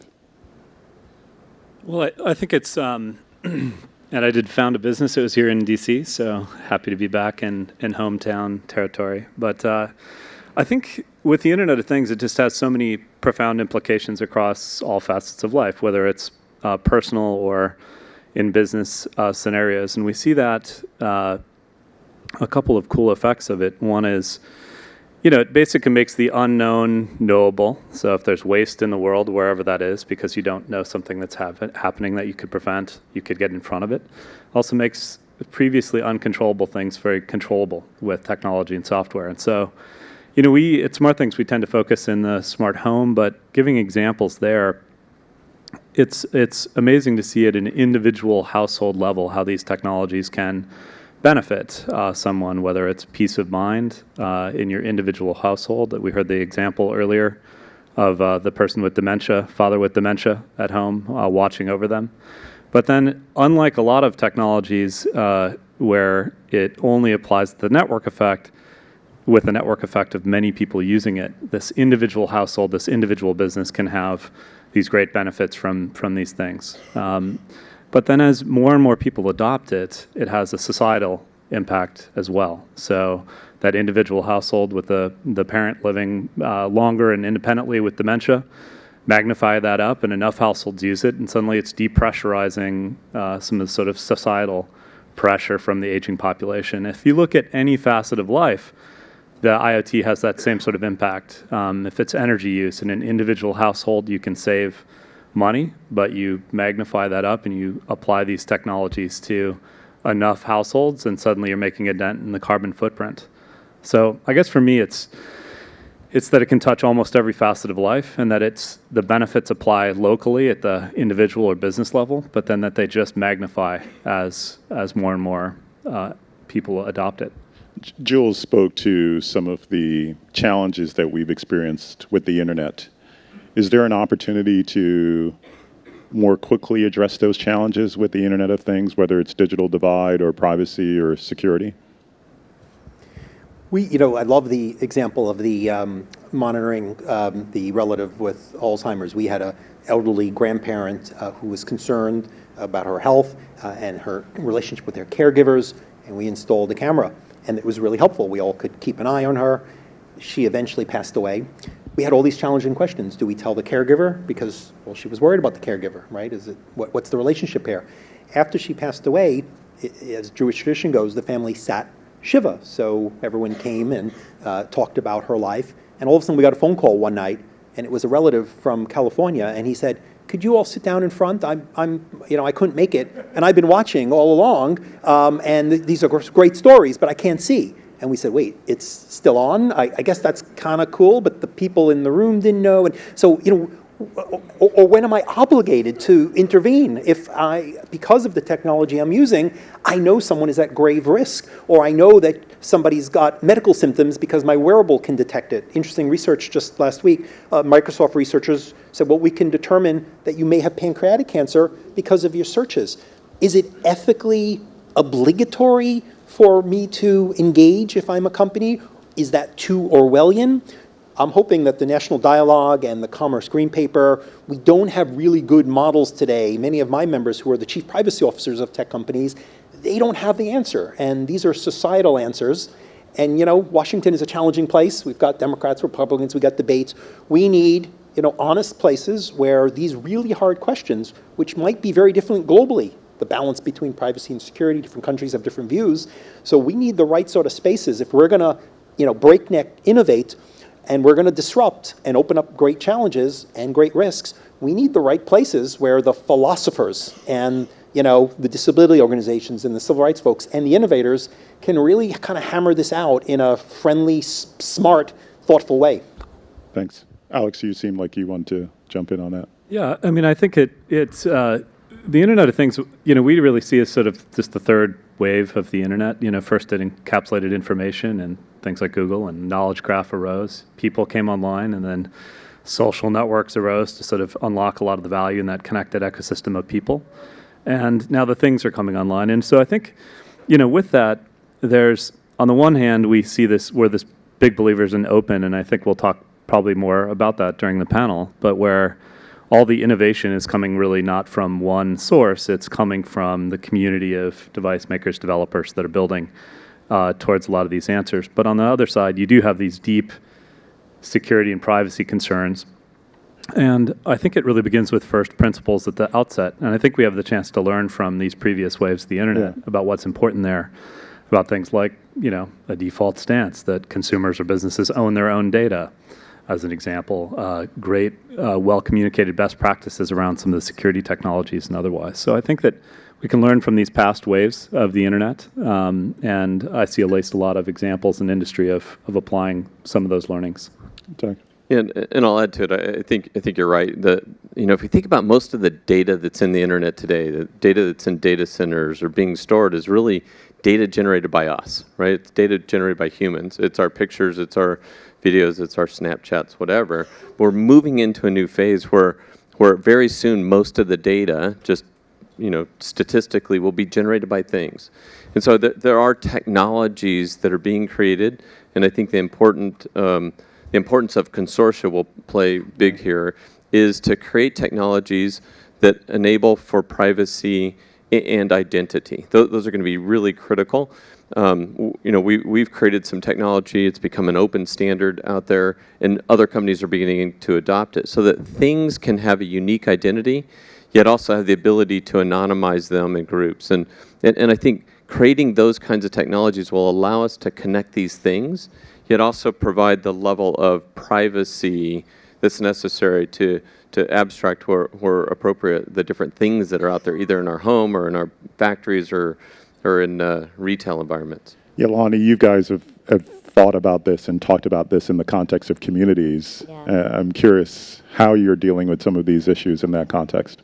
No, it's a really important issue for government leaders to be able to understand how, as they deploy these types of technologies in the community, are they going to protect the privacy of their citizens, yet allow for open data, allow for innovation. And I think one of the things that we've noticed the most, especially over the last decade, is just how the community's view also of privacy is changing, especially as millennials are, growing into the community and making a lot more decisions in the workforce and these sorts of things. People's view of privacy is shifting. So one of the things that we've seen very recently is just the need for there to be some level of personalization around what is considered private versus not private, and allowing more of that individual and that community leader, bring some of these decisions down to that level, as opposed to things kind of being made at a overall kind of level, because privacy means different things to different people, and I think that's going to continue to be the case over time. So we're starting to see a lot of discussions within cities about how to manage that, how to make it personal. At Verizon, we're trying to create more of capabilities, and I know a lot of companies within the ecosystem are trying to do that, where people can manage a little bit easier than they can today about what they want to share versus what they don't want to share, how they want to be connected in with all the things versus how do they want to protect themselves from being a part of that. And I think we're going to see a lot more of that in the future. Go ahead, Jules. Yeah, on the last panel, there was some talk about the need to have more flexible ways, right? We want everyone clicking on privacy notices, day by day. And we're forced to confront the fact that this may not work as easily with small screens or no screens. But I think what we do need to do is take a look. I mean, there are things that are working, right? We all know when location is on our phone. Nobody had to educate me that the little glyph symbol means location, right? We all know Wi-Fi, okay, do I have my Wi-Fi? Do I not have my Wi-Fi, right? If we're talking about devices in my home, will they have a privacy conversation with me? Will they, if we're talking about kids, what's their obligation to answer and respond when, a child says, I've swallowed poison, right? As we make some of these things humanoid, as these are bots, we start expecting, this is not just a search set of results, this is your company's opinion. And so we're really, I think, going to be, we always talk about innovating around privacy, and some of the smarter identity options clearly are a great path. But bringing those designers, we talk privacy by design, bringing the designers in the room and saying, we want people to feel a sense of control. Here's your space and size. Sometimes we don't want to talk about privacy. That'll scare people. They'll turn it off. Let them read the privacy policy. As data becomes a feature, how do we lean in? How do we featureize data use so people don't even think about it as, I don't know that when people put their location on and off, they're saying, well, is the privacy? They're thinking, what do you need it for? I get that you need it, so I'm going to let you have it. You don't need it, so you don't get it. How do we, and Alex, this maybe you mentioned openness earlier, how do we accelerate success? How do we, and there's a global dimension to this as well, but how do we accelerate addressing some of the concerns so that we can get to the transformative? Yeah, I think, a flip side point of all this is that just to emphasize the importance of the impacts of IoT and the early stage that we're at now. And we are constantly surprised by where the innovation is coming from that can actually make improvements in people or businesses' lives. And I'll give you a tangible example of that where it just wasn't possible of one company working alone. Of course, in the beginning, you can connect, let's say, a thermostat, and you can turn down energy use when you're not at home and make it comfortable, and so to save some amount that way. That example of WeatherBug, because we have an open platform, was able to plug in weather data and squeeze out another 5 or 10% efficiency in a home because it knows it's going to be really hot today and it can sort of prepare for that, or it knows it's cooling down at a certain rate. Another example could be a device company coming up with a little connected vent that can control where the heating and air conditioning in your home, which room it's going into, so it's focusing its energy into the spaces that you're actually spending your time in. And those are examples where it's very transformative to the amount of energy savings and carbon reduction and so on. And it took multiple companies working together to make that even possible. And there's examples like that, space after space after space, if you look at this in the early stages. So I think what's just important is to establish those first principles, on guiding factors around the ultimate consumers of these things owning their data, a good educational framework, in our case, a way for all those companies that are participating to agree to terms and conditions that are then presented to the consumer in a simple to understand way of, I'm installing now this weather forecasting app, it's going to give me these benefits, here's the data that's going to be shared. And fostering an environment where the innovation can happen, but the policies and the sort of the education of the consumer are clear. My basement is freezing and my bedroom is very hot. And so if without a fortune, IoT can fix that, I'm sold. Let's talk afterwards, no problem. I just wanted to tag on a little bit of what he's saying about, making sure that we look at this as a balance as well. Because I think that there are a tremendous amount of open questions around privacy and security and all of this, but there's also a tremendous amount of benefit that's happening by having this interconnection with the environment. And again, bringing it down to use cases and examples, if you start thinking about security, and if you think about within a community that might have a tremendous amount of crime or other problems or issues that the community is dealing with, it's interesting that 5-6 years ago, working within those same communities, as they're putting up cameras and doing things, there was a lot of issues and concerns around privacy. And today, the conversation is almost flipped in some of these community forums where they're like, well, wait a second, this issue happened. Where was the camera? Why wasn't that there? Why didn't that capture it? Why don't we have more? And I did not hear that 5 or 6 years ago. So I do think as people start getting more familiar with this and they start seeing the benefits and it becomes tangible and real, we're gonna need to balance out the privacy versus benefits. Doug, you guys operated at a global level, and you've been running this business for about 3 years. What are your thoughts on how we can accelerate success, particularly as we look at some of the transnational and cross-border issues? Well, the comment was made earlier, and I think it's an important one, that when we think about these kinds of solutions, no single company can create an end-to-end IoT solution alone. It takes partnerships, right? If you're going to connect that motor in a factory, as I was talking about earlier, back to a data center or cloud, and maybe you want to make it visible to the vendor of the motor so they can monitor it, right? It takes collaboration with network service providers, a company like Verizon. It takes cooperation with a company who's building that equipment. And so it's really important to create these cross-industry kinds of collaboration. I mentioned there are a number of consortia that have formed that I think are really important to defining what it takes to create solutions, taking those learnings, and we're doing this through test beds that are happening in the industry, but then taking those learnings and sharing them with the standards bodies to create the right standards to support those. And then doing so in a way that becomes more uniform and scalable around the world, right? And there are a lot of things happening along those dimensions, but it's creating that kind of collaboration and the means for companies to collaborate that are really necessary to help accelerate the implementation. Are you finding that there is enough cooperation between agencies? So we had the Department of Transportation earlier and the Department of Commerce working in parallel. Do you find that there is enough cooperation, collaboration across borders between the United States and Europe, or the United States and Korea? Well, I think there are a couple of dimensions there. Certainly, we've been advocating that we create these public-private partnerships, and we've gotten great reception from the government agencies to be supportive of that. And I think we even heard a little bit of that tone in the panel earlier, is working together, having industry lead on what needs to happen, but being well aligned with the right agencies to be supportive, to provide legislation where it's needed and where it's appropriate. But even, I've mentioned a consortia a couple times.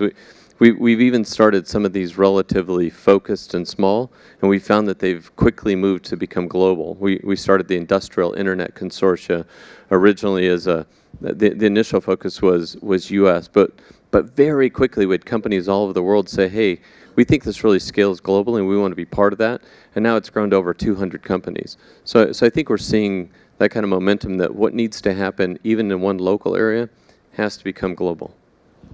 I was just going to add to the question you said of how do we work together across continents and across countries.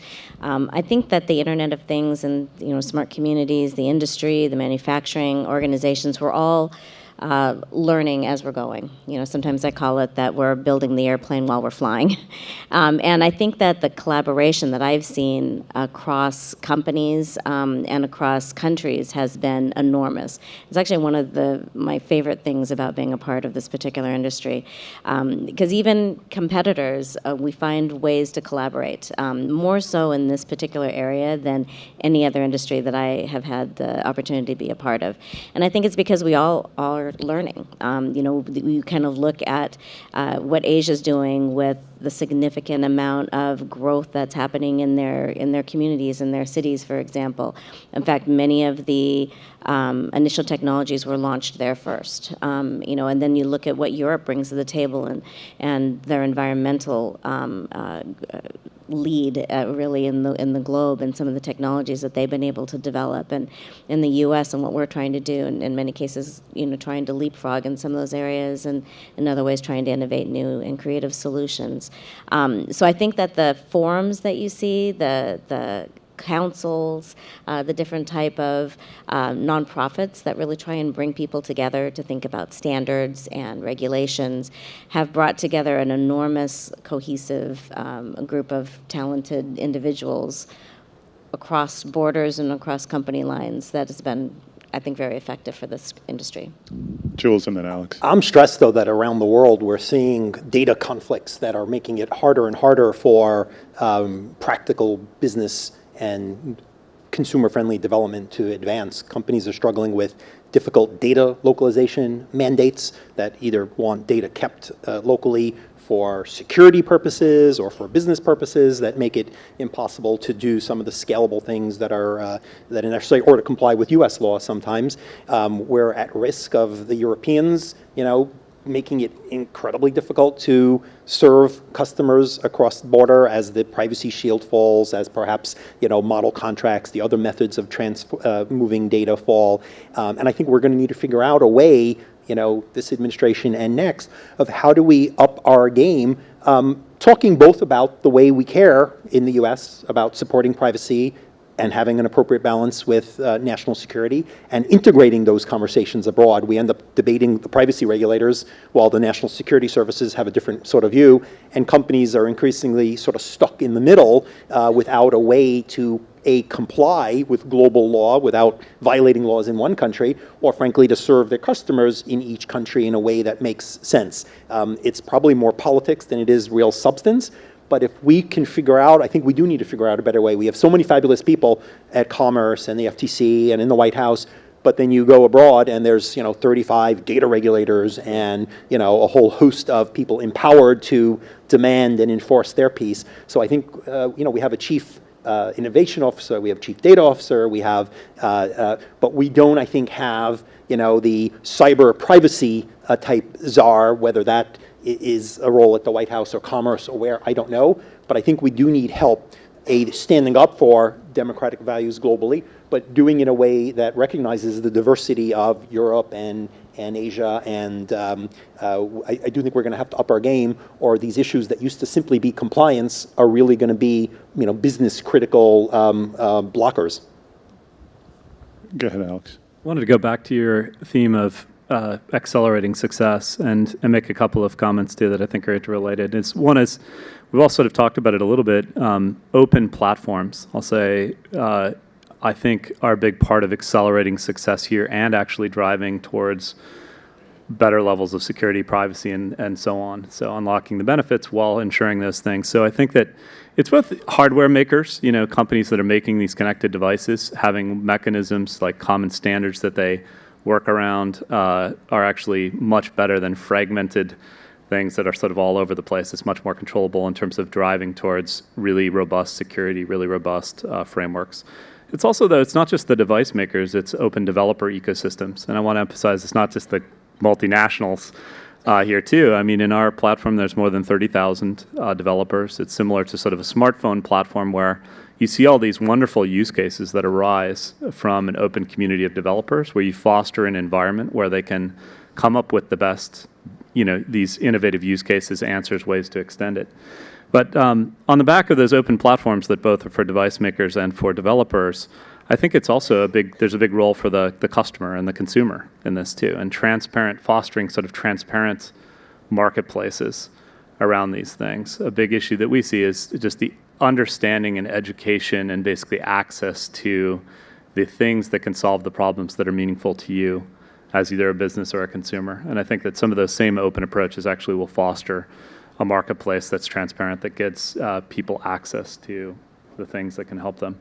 I have one more question, but before I do, if you have an interest in asking a question from the audience, there are mics to the left and to the right, so you can line up and ask your question. How do we go about doing this education so that the public more broadly gets it, which is an important part of accelerating success? Yeah, I'll start with that one. Again, because from a community angle, we really spend a lot of time with citizens, with students, with fans in the stadiums, and also really with the developer community, as Alex was mentioning. And I think a lot of the education on what's possible is coming from them. There's a lot of eagerness to be able to do things faster and more efficiently, to be able to have more services. It's kind of funny, even with the cell phone, you think about what's possible today, it's almost unbelievable if you compare it to 20 years ago. You think about where this is going to be 20 years from now.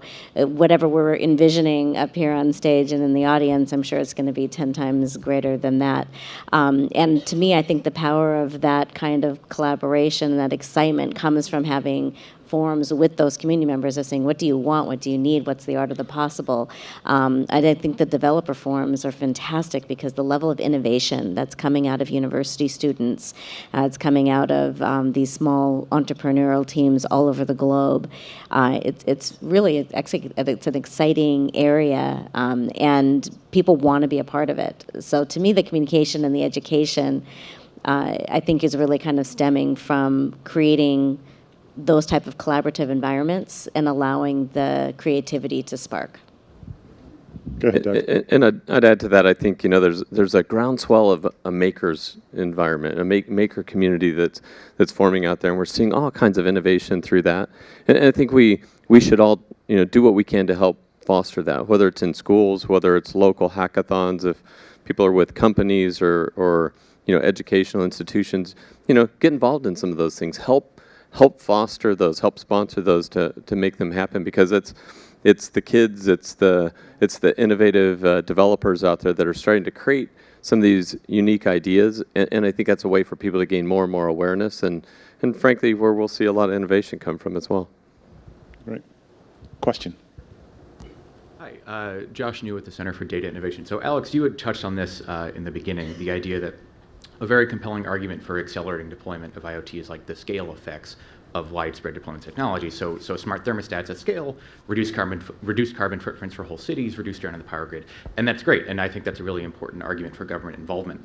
A challenge with that, though, is getting these devices into the hands of everybody equitably. So it's kind of the logical extension of the digital divide. So as the world becomes more data-driven, the people who can't participate get left out of those benefits, and they're more likely than not already underserved. They already don't have high-paying jobs or access to education to use the technology. So what are the ways, first of all, what are the challenges to kind of getting this technologies into the hands of everyone? Connectivity comes to mind from a very base level. And then how do you work around this, whether it's working with governments, whether it's through partnerships, just strategies that you're working on? It's a great question. I'll just make a couple comments, and then maybe others will want to add into it as well. I'd say that these open approaches and open standards actually foster making these things much more accessible and available. Non-walled gardens, an open approach. The cost of these technologies is dropping very quickly, and again, you're seeing better and better ways of doing things through that open community, whether it's device makers adding a less expensive version of a device that accomplishes the same thing, or an app developer that's just got the knowledge and they can sort of free up their knowledge to help squeeze out a better outcome out of existing things. So I think that some of that same point is the way we looked at it very broadly. I do think that there's real opportunities around some of these large obvious benefit areas where government and in particular could have a role in stimulating education and demand and so on, and making sure that, again, it's an open approach, and that some of these things, maybe there's policies or otherwise that could help incent uptake. Yeah. I wanted to add also to the communication aspect, because that is true. If you really think about the explosion of the number of devices that are going to be connected together, it's something obviously we think about quite a bit. And one of the things that we're partnering really closely with Samsung, Intel, and others, as well as with the government leaders, is development of technologies like 5G that are really going to enable these capabilities and being able to do this really quick, because the explosion is happening now.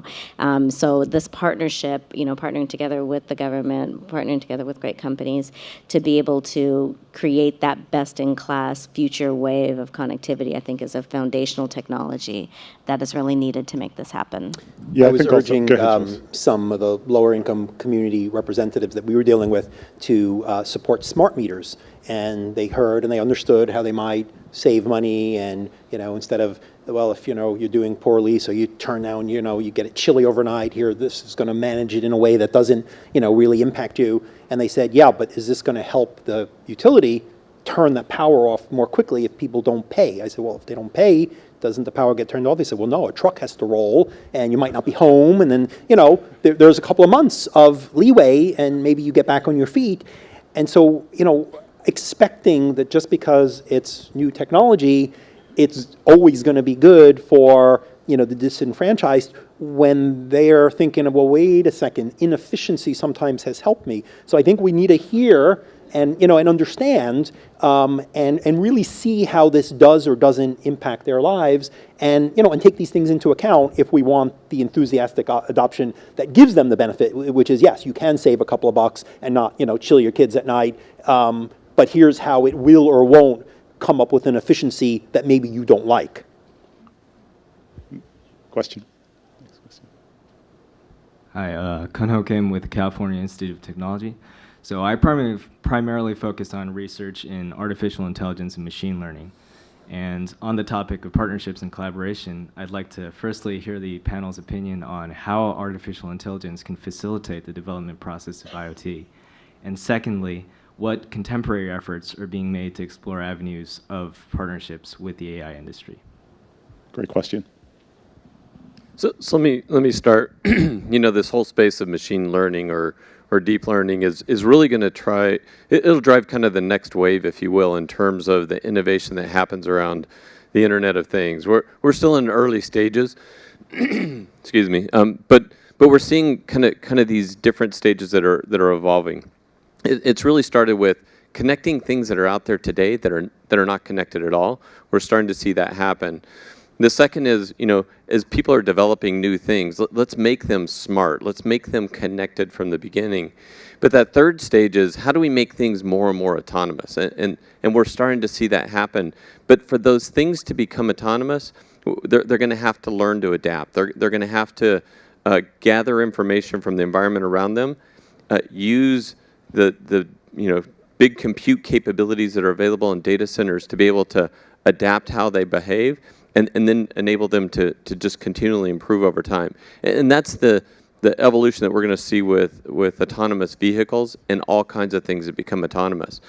And so it's going to be important for the technology to not only be developed from the compute industry, if you will, but also in partnership with universities, in partnership with the developers of new IA methodologies. So it's really one of those areas that I think is going to drive that next wave, but it's important to be partnered between industry and education to make it happen. And how do we advance that while dealing with some of the ethical issues that our companies aren't necessarily set up to deal with, in contrast to, let's say, a health company?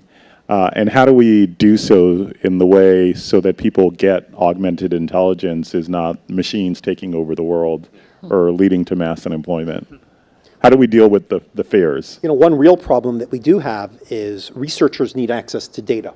And for privacy reasons, companies say, well, wait, can I can I share that? I'm worried that if I hand it out there, will it be de-identified well enough? And not only do researchers need access, when they have access sort of one-on-one, others need to be able to replicate this and say, well, no, this is good science. I got the same set of results. Again, that means data and key data today that researchers need is not just data sets that are out there or that they collect one-on-one in experiments. It's incredibly important personal corporate data.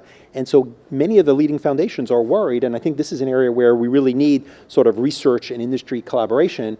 How do we make sure that the advances of science are not solely, locked up in companies, which is important, and companies compete, but companies want their breakthroughs being available to contribute to the broader science. They want academics being able to publish and so forth. We don't have good models for that today, and we need to smooth that out so that we can support the third parties who can collaborate with universities. Yeah. For example, could you donate data in the same way you donate blood? Yeah. Indeed, we have cities, for instance, demanding this data from Uber and from others, and then we see some of the risks of, well, now it's subject to the Freedom of Information Act. Right. Is this data then going to be made public? Can it be re-identified? We're seeing some, real creativity around de-identification, but it's not there yet. A lot of the big data tech skeptics, have pointed out how they can crack de-identification. So this is an area where we need, to both de-identify but not ruin the utility of data. I can de-identify it so well, but now you have a big mass of, useless data. So getting that balance right, again, so much key work still needs to be done. And one quick example to kind of illustrate that is work that we've done up in Oregon with OHSU. We created something we call the Cancer Cloud. As you can imagine, that data is very sensitive from a privacy standpoint, so researchers, manage it carefully. Yet, if we can look across all of that data, it gives us the opportunity to learn a lot more. And so we've worked together with OHSU to create this in such a way that the data remains private, it remains specific to the researcher, yet there are ways in which we can enable the researchers to gain access to a broader set of data, and we think that'll help accelerate the research around cancer. So I think a good example of what you were describing. Over here. I'm Bill Harris with InsurTech Connect. We're having an event where we're going to discuss essentially how the Internet of Things is transforming and disrupting the insurance business. You kind of started talking about that. I was curious. My initial question was, in terms of the risk involved of having more data, I guess, how do you all see that conversation evolving, and do you see that being a governor essentially on the progress that's going to be made, because there are almost unintended consequences with respect to the risks of having all this data and securing this ubiquitous amount of data? I'm curious to hear your thoughts about the conversations that you're having. Great. Well, I can start with, first off, from the insurance industry. We've been having a tremendous amount of conversations recently with your industry around autonomous vehicles and sharing of vehicles, and the data that's being created just from the monitoring also of driving patterns and those sorts of things. So on the positive front of this, I think that it provides better information both to the driver as well as to the insurance company to be able to say what is high-risk behavior versus lower-risk behavior, and creating reward mechanisms for increased safety, which again drives really great behavior in a community in general. Whereas in the past, we didn't really have that level of personalization. So you kind of have the blanket policies based on affordability, but how a person actually drives, unless there's actually an accident after the fact, you don't really have that consequence. So I think that in many ways, having the ability to access the data can create proactive means to create safe environments, and insurance actually plays a healthy role in that. As far as the security of the data and ensuring that there's privacy and protection amongst that, I think that's the second part of your question. I think that again, with all the things that we've been talking about, is an area that the industry needs to be able to look at a broad level.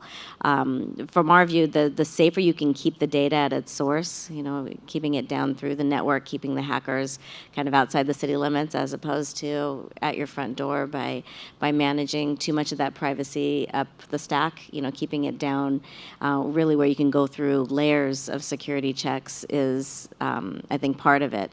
Now, how insurance plays with that, that's a whole other field. Insurance is going to be debating some of the most challenging questions. Today, I speed, cop catches me, I get it. I'm going to get a penalty, I might even lose my license. The red light camera catches me, well, I'm going to get a penalty, but I'm not going to lose my license. If my car reports this, I've opted in, so we agree that I can get a discount if I drive well. We don't want my car reporting. If I tell you that it's going to save 1 million lives, if the cars start reporting, well, people probably will feel that that's too intrusive. But why? Because that's where it was historically. So we're going to really have some incredibly challenging, important questions. I get some feedback instantly about my driving to warn me that I'm going too fast, or that I'm driving inappropriately. That might nudge me, right? We've got these incredible opportunities perhaps to, without regulating, help us be healthier or drive more safely. And I hope that that's sort of where we'll innovate first. But these are going to be incredibly important questions. Question. I'm Andy Notko from the Chicago Sun-Times.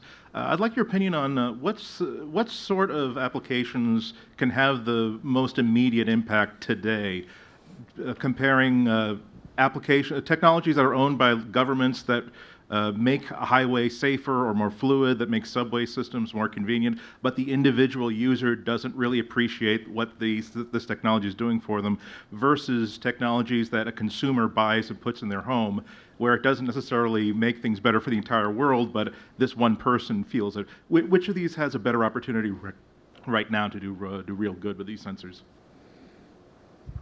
I can speak to the home portion and then and speculate a bit from our information about what's happening more broadly. But in homes, it's fairly obvious first problems that people are going after. There's peace of mind. I mean, I started Smart Things after a flood that was undetected in a mountain home that my family happens to own. And so knowing something is going wrong in your home, is everything okay at home, is a very universal question everybody has. And your definition might be different than mine.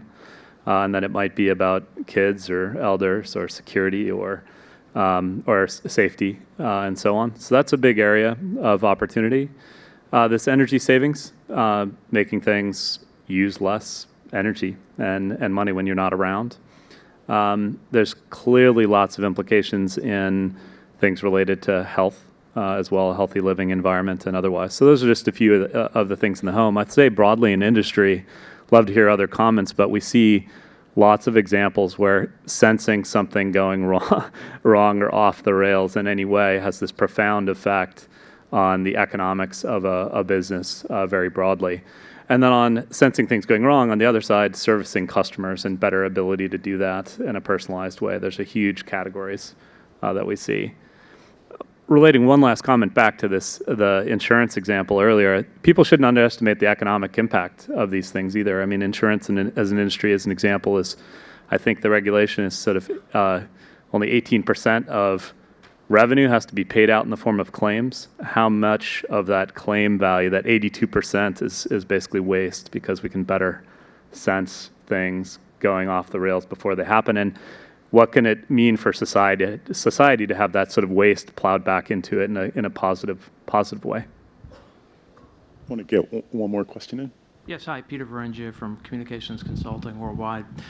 You're using some very interesting examples that sound both important but also perhaps incremental. Are you aware of any large-scale demonstration projects that are under consideration or that could be possible that would be a little bit more from a public awareness perspective, like a moonshot for IoT or IIoT?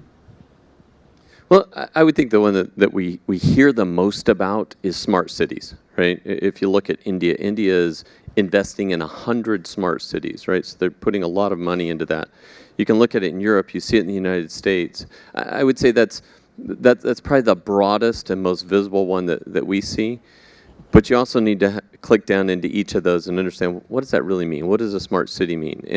And what we're finding is it's industrial infrastructure. That's one of them I mentioned earlier, is how do I make water distribution more efficient? How do I make traffic patterns in the city more efficient, right? And so again, building technologies that can scale, not just to be deployed in one city, but hundreds or thousands of cities. We're seeing a lot of energy going in globally to create those kinds of solutions through consortia, through partnerships that are forming, so that we can get kind of that impact more broadly across many different cities. Yeah, two others that I'll chime in on. One is the World Cup with Korea, and then the second is the Olympics in Japan in 2020. The test beds that are being built there to ensure that people can move around those cities efficiently, that things are running efficiently, that we aren't wasting energy is pretty dramatic, and I've spent a fair amount of time with both governments talking that through. So we've got 5 minutes. There's certainly something that I wasn't smart enough to ask that you wanted to touch on, so I'll give you guys an opportunity each to quickly answer a question of your own choosing that I didn't ask you. We'll start with Jules. So some of the challenging issues that I think we're going to have to deal with that are kind of driven by the Internet of Things. Do I have any privacy in public? Because in the past I didn't, but I had a lot of privacy. Unless I was a celebrity, I was kind of obscure. You didn't know I was in a crowd. Well, now with facial recognition, with my device being tracked, I may be detectable in public. What rights do I have? But it's in public, right? That's a real challenge. The drone best practices that the stakeholders who are involved kind of hammered out are giving people some degree of privacy in public from drones that have cameras. Wow. We typically have higher standards for sensitive data. We all get that, right? Health, kids. But if we have all this data about me, is everything sensitive? If you just know what I eat or you know my location, if I have a wearable, some European countries are saying, well, that's medical data because, we can know about your health if we know your fitness over time. So how do we come up with norms that deal with this reality that everything might be sensitive, but we need some rational places to draw some, lines and say, well, no, this is just my pedometer, and no, this really does end up being used in a medical way. And then I'll close with what is and what isn't personal, right? My name we know, but my device, which points of the Internet of Things do we care enough to say, look, this, I may never know your name, but I might deny you a benefit or track you or advertise to you. Again, today we have a very black and white, it's either personal or it's not. Well, what about these things that aren't really personal, but I might be able to make some decisions, or I could possibly de-identify, but I'm not gonna. So we've got these shades of gray issues, I'll call them. Personal, sensitive, what's public, what's not. We've been living in a black and white world, regulated or not, sensitive or not, personal or not. And now it's shades of gray, and regulation doesn't work that well with shades of gray. So we're going to need to find out the mix of law, self-regulation, codes, privacy by design, practices. That's why we need a dialogue. Indeed. Bonnie. The other thing, and just, it actually tags on to what you're saying, but this environment is incredibly dynamic, right? We talked about how it's like building a plane while it's flying. And you've got this fantastic new ecosystem. We've got a lot of interest from all levels within the community. We've got concerns from all levels within the community. One of the things that I think that we need to challenge ourselves on is to not look at solving this in a traditional manner. Because it's not really a traditional problem. And what will happen is the regulations or the protection mechanisms will always be one step behind the technologies, and we'll constantly feel like we're playing catch up. You even think about what's happening in the social media world. People are still challenging, well, gosh, should all that information be out there? What should we do with it? How do we manage it? It's out there.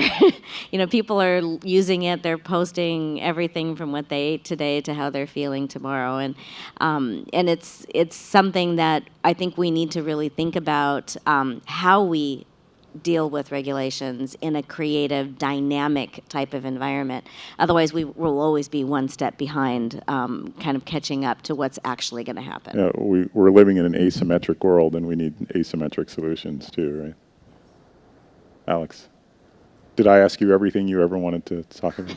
Mostly. I mean, I think I'd say for everyone here, how can you participate in a way? What role does everyone have in this? I do think it is one of the great opportunities of our time to solve a lot of the big-ish problems of the world. I'd say it's to start with education of yourself.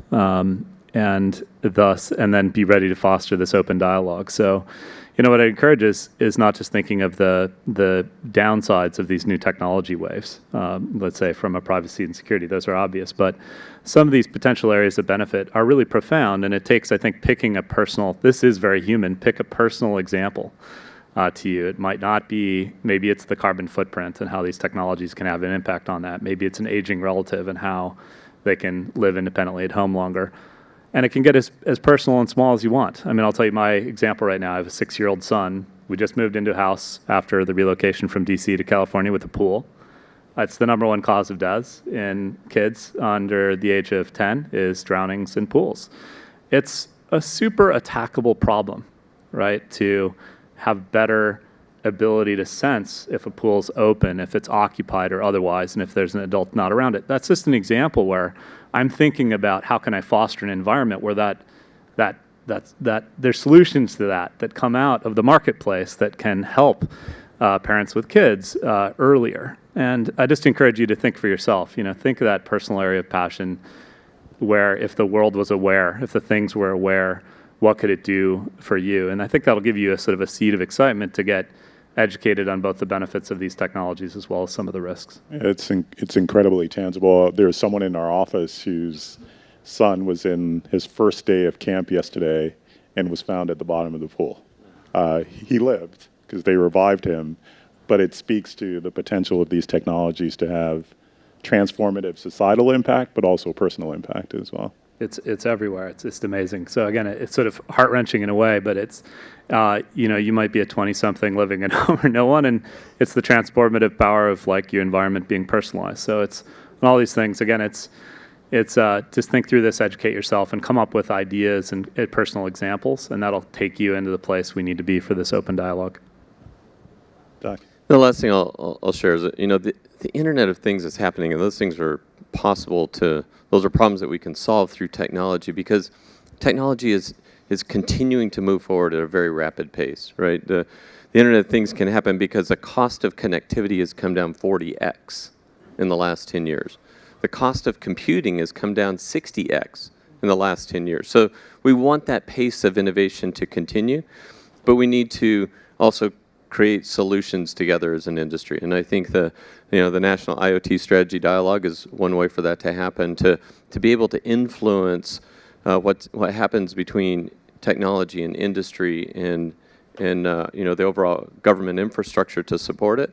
That's what enables us to I think, create those strategies and do so in a way that comprehends privacy and security and all the different complex elements. It's really by creating those kinds of solutions together. You guys did a great job, and we still have 3 minutes. If you had, and be quick, we'll do the Twitter version of this. If you had one bit of advice to Congressman Issa, as he's thinking about, he's the co-chair of the IoT working group in Congress, what bit of advice would you give him? And you got to do it in 40 seconds or less. Figure out where government can help and figure out where government needs to stay out of the way. I'd say that the Internet of Things is really 80% human and 20% technology. So it's really about also managing the human change element to adopt the technologies is where they could help us focus. Say more what you mean about that, if you can, quickly. Yeah, meaning that people sometimes get overwhelmed with the technology aspects, and it is the enabler of it. It is the Internet of Things. But sometimes I find that in the actual implementation of it, it's really more about the human change. It's the change management activities. It's people's adoption. It's the use cases. We can't really forget about that, otherwise it just becomes technology. So it's really 80% very human. Great. Alex?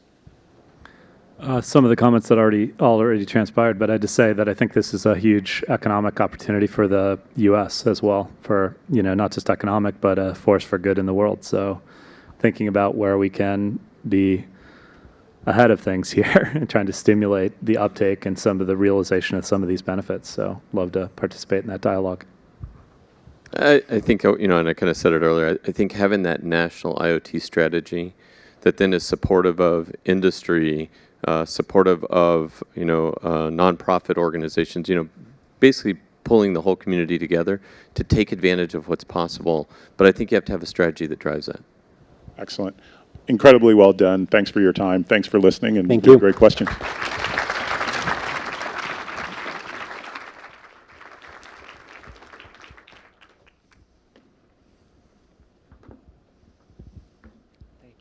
Great job. Thank you to our panel. And now it is my great honor to introduce our closing speaker, Congressman Darrell Issa, who is fresh from an overnight flight back from California to join us, which we greatly appreciate. As Dean mentioned, Congressman Issa has been a visionary in the IoT area. More than a year ago, he co-founded the Congressional IoT Caucus. He is also the chairman of the Judiciary Subcommittee on Courts, Intellectual Property, and the Internet, which makes it the subcommittee on IP and IP. And he is well suited for this role as also being an electronics pioneer and holder of multiple patents. So let's welcome Chairman Issa. Thank you. Well, they've given me an odd situation. In Congress, we speak for 1 minute, 5 minutes, or 20, and they say you have 6. So let's see if I can be 5 with a little cheating here.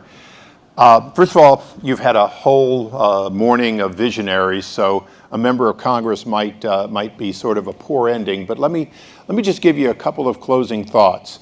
One of them, quite frankly, is what is the Internet of Things, and how are we looking at it in government? When Susan Delbene and I formed the Internet of Things Caucus, we did so because she coming out of Microsoft, my coming out of my own electronics firm, we kind of had an idea, and both of our companies that we've left have gone on to be participants and have plans for much more. So we figured we knew.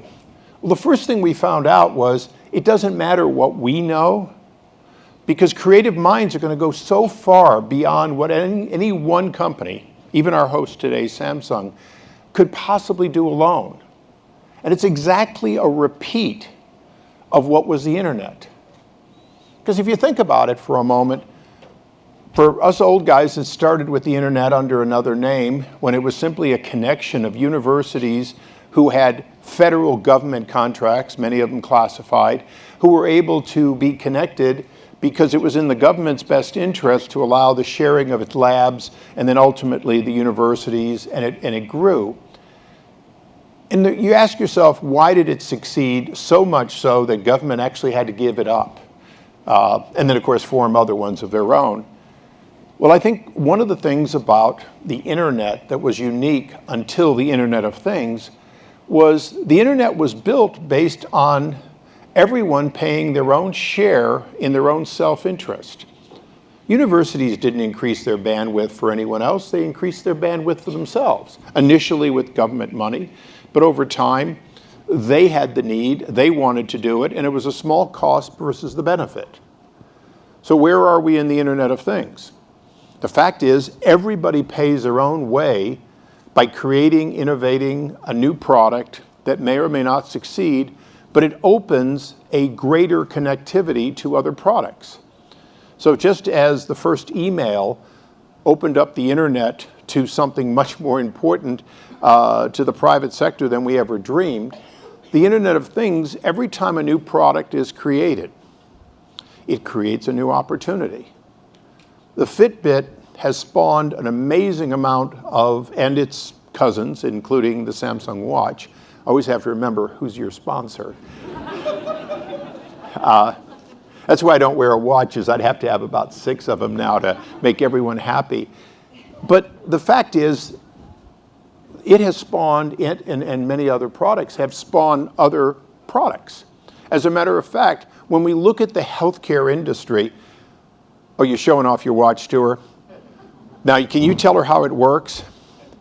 I mean, all the features. I'm being sarcastic, but the fact is we're all buying these watches and we don't even begin to know what they do, and by the time we do, they do much more. And as I was saying, the healthcare industry was talking about, if you will, innovation and accomplishing almost nothing in the way of connecting human beings to their medical necessities until consumer products, low-end, if you will, Internet of Things products were being given for every Father's Day, Mother's Day, Christmas, you name it. And suddenly, you have serious companies who are now realizing that it's time to connect the patient in ways we never dreamed possible, some of them with these, if you will, non-medical devices, and some with medical devices. So that comes back to the government question. How did the internet grow and outgrow government, and what will we do that's similar with the Internet of Things? And this is what I'll leave you with now that I've shot right through those 5 minutes pretty much. Well, no, actually I've got 34 seconds on my 5 minutes. For the Internet of Things to do what the Internet did, government has to recognize it's outgrown them. And what does that really mean? Government has been selling spectrum as a way of doing business and promoting business. We take billions of dollars from companies and we say we're doing them a favor because we're promoting the economy, when in fact what we're really doing is balancing the budget on a hidden tax. And by the way, worse than a tax, it's a one-time sale that is not easily replicatable. Now, it's not that we have a shortage of spectrum, it's that a lot of it's gone. And the new parts that are going to become available, if they become available based on the old model, the most valuable will be sold at auction. The internet is available to all of us because we didn't sell the spectrum of the internet. Now, we have unlicensed space, the 802.11 space, new bands opening up. But I'm going to propose today that the Internet of Things needs to recognize that that little spectrum used for your RFID, the 802.11, your Bluetooth, and every other single bit of spectrum from the lowest to the highest in a non-interference process, if you will, let's play well together, newer products, needs to be opened up. Government needs to say that no spectrum is off limits as long as it does not interfere with existing contractual obligations. And oh, by the way, when those run out or when they can be bought out, the question is, should government create almost virtually unlimited, unlicensed space with everybody knowing that they can monetize that space as long as they play by the rules of, if you will, non-hogging. And that's the future of the Internet of Things. All the spectrum in the world, and I'll use one example in closing. You know, years ago, before I had radio frequency products of my own that worked at 2.4 gigahertz, we had field disturbance sensors. In other words, radar detectors that we would put in to see when you were reaching into the car, especially if it was a convertible to take something. We were too dumb to know how dumb our devices were. But because they took up so much room, or so little room, barely exceeding the envelope of the car, they really weren't a problem. Now today, there's so much 2.4 gigahertz that I wouldn't want to have a product that disturbed the envelope of the car because we're depending on that. My products that I made a generation ago need to be gone. And so does every legacy product that depended on exclusive bandwidth hogged to the exclusion of others. And just as analog spectrum is being repatriated, I'm going to leave you with the thought that those of us who care about the Internet of Things going beyond anything that was described here or even talked about a direction of describing need to realize that infinite bandwidth available everywhere and monetized by self-interest rather than by exclusive license is in fact the future of the Internet of Things. So I know that wasn't without being mentioned today, but hopefully I've left you with a focus that as you think of everything, think of your government making that available. Thank you.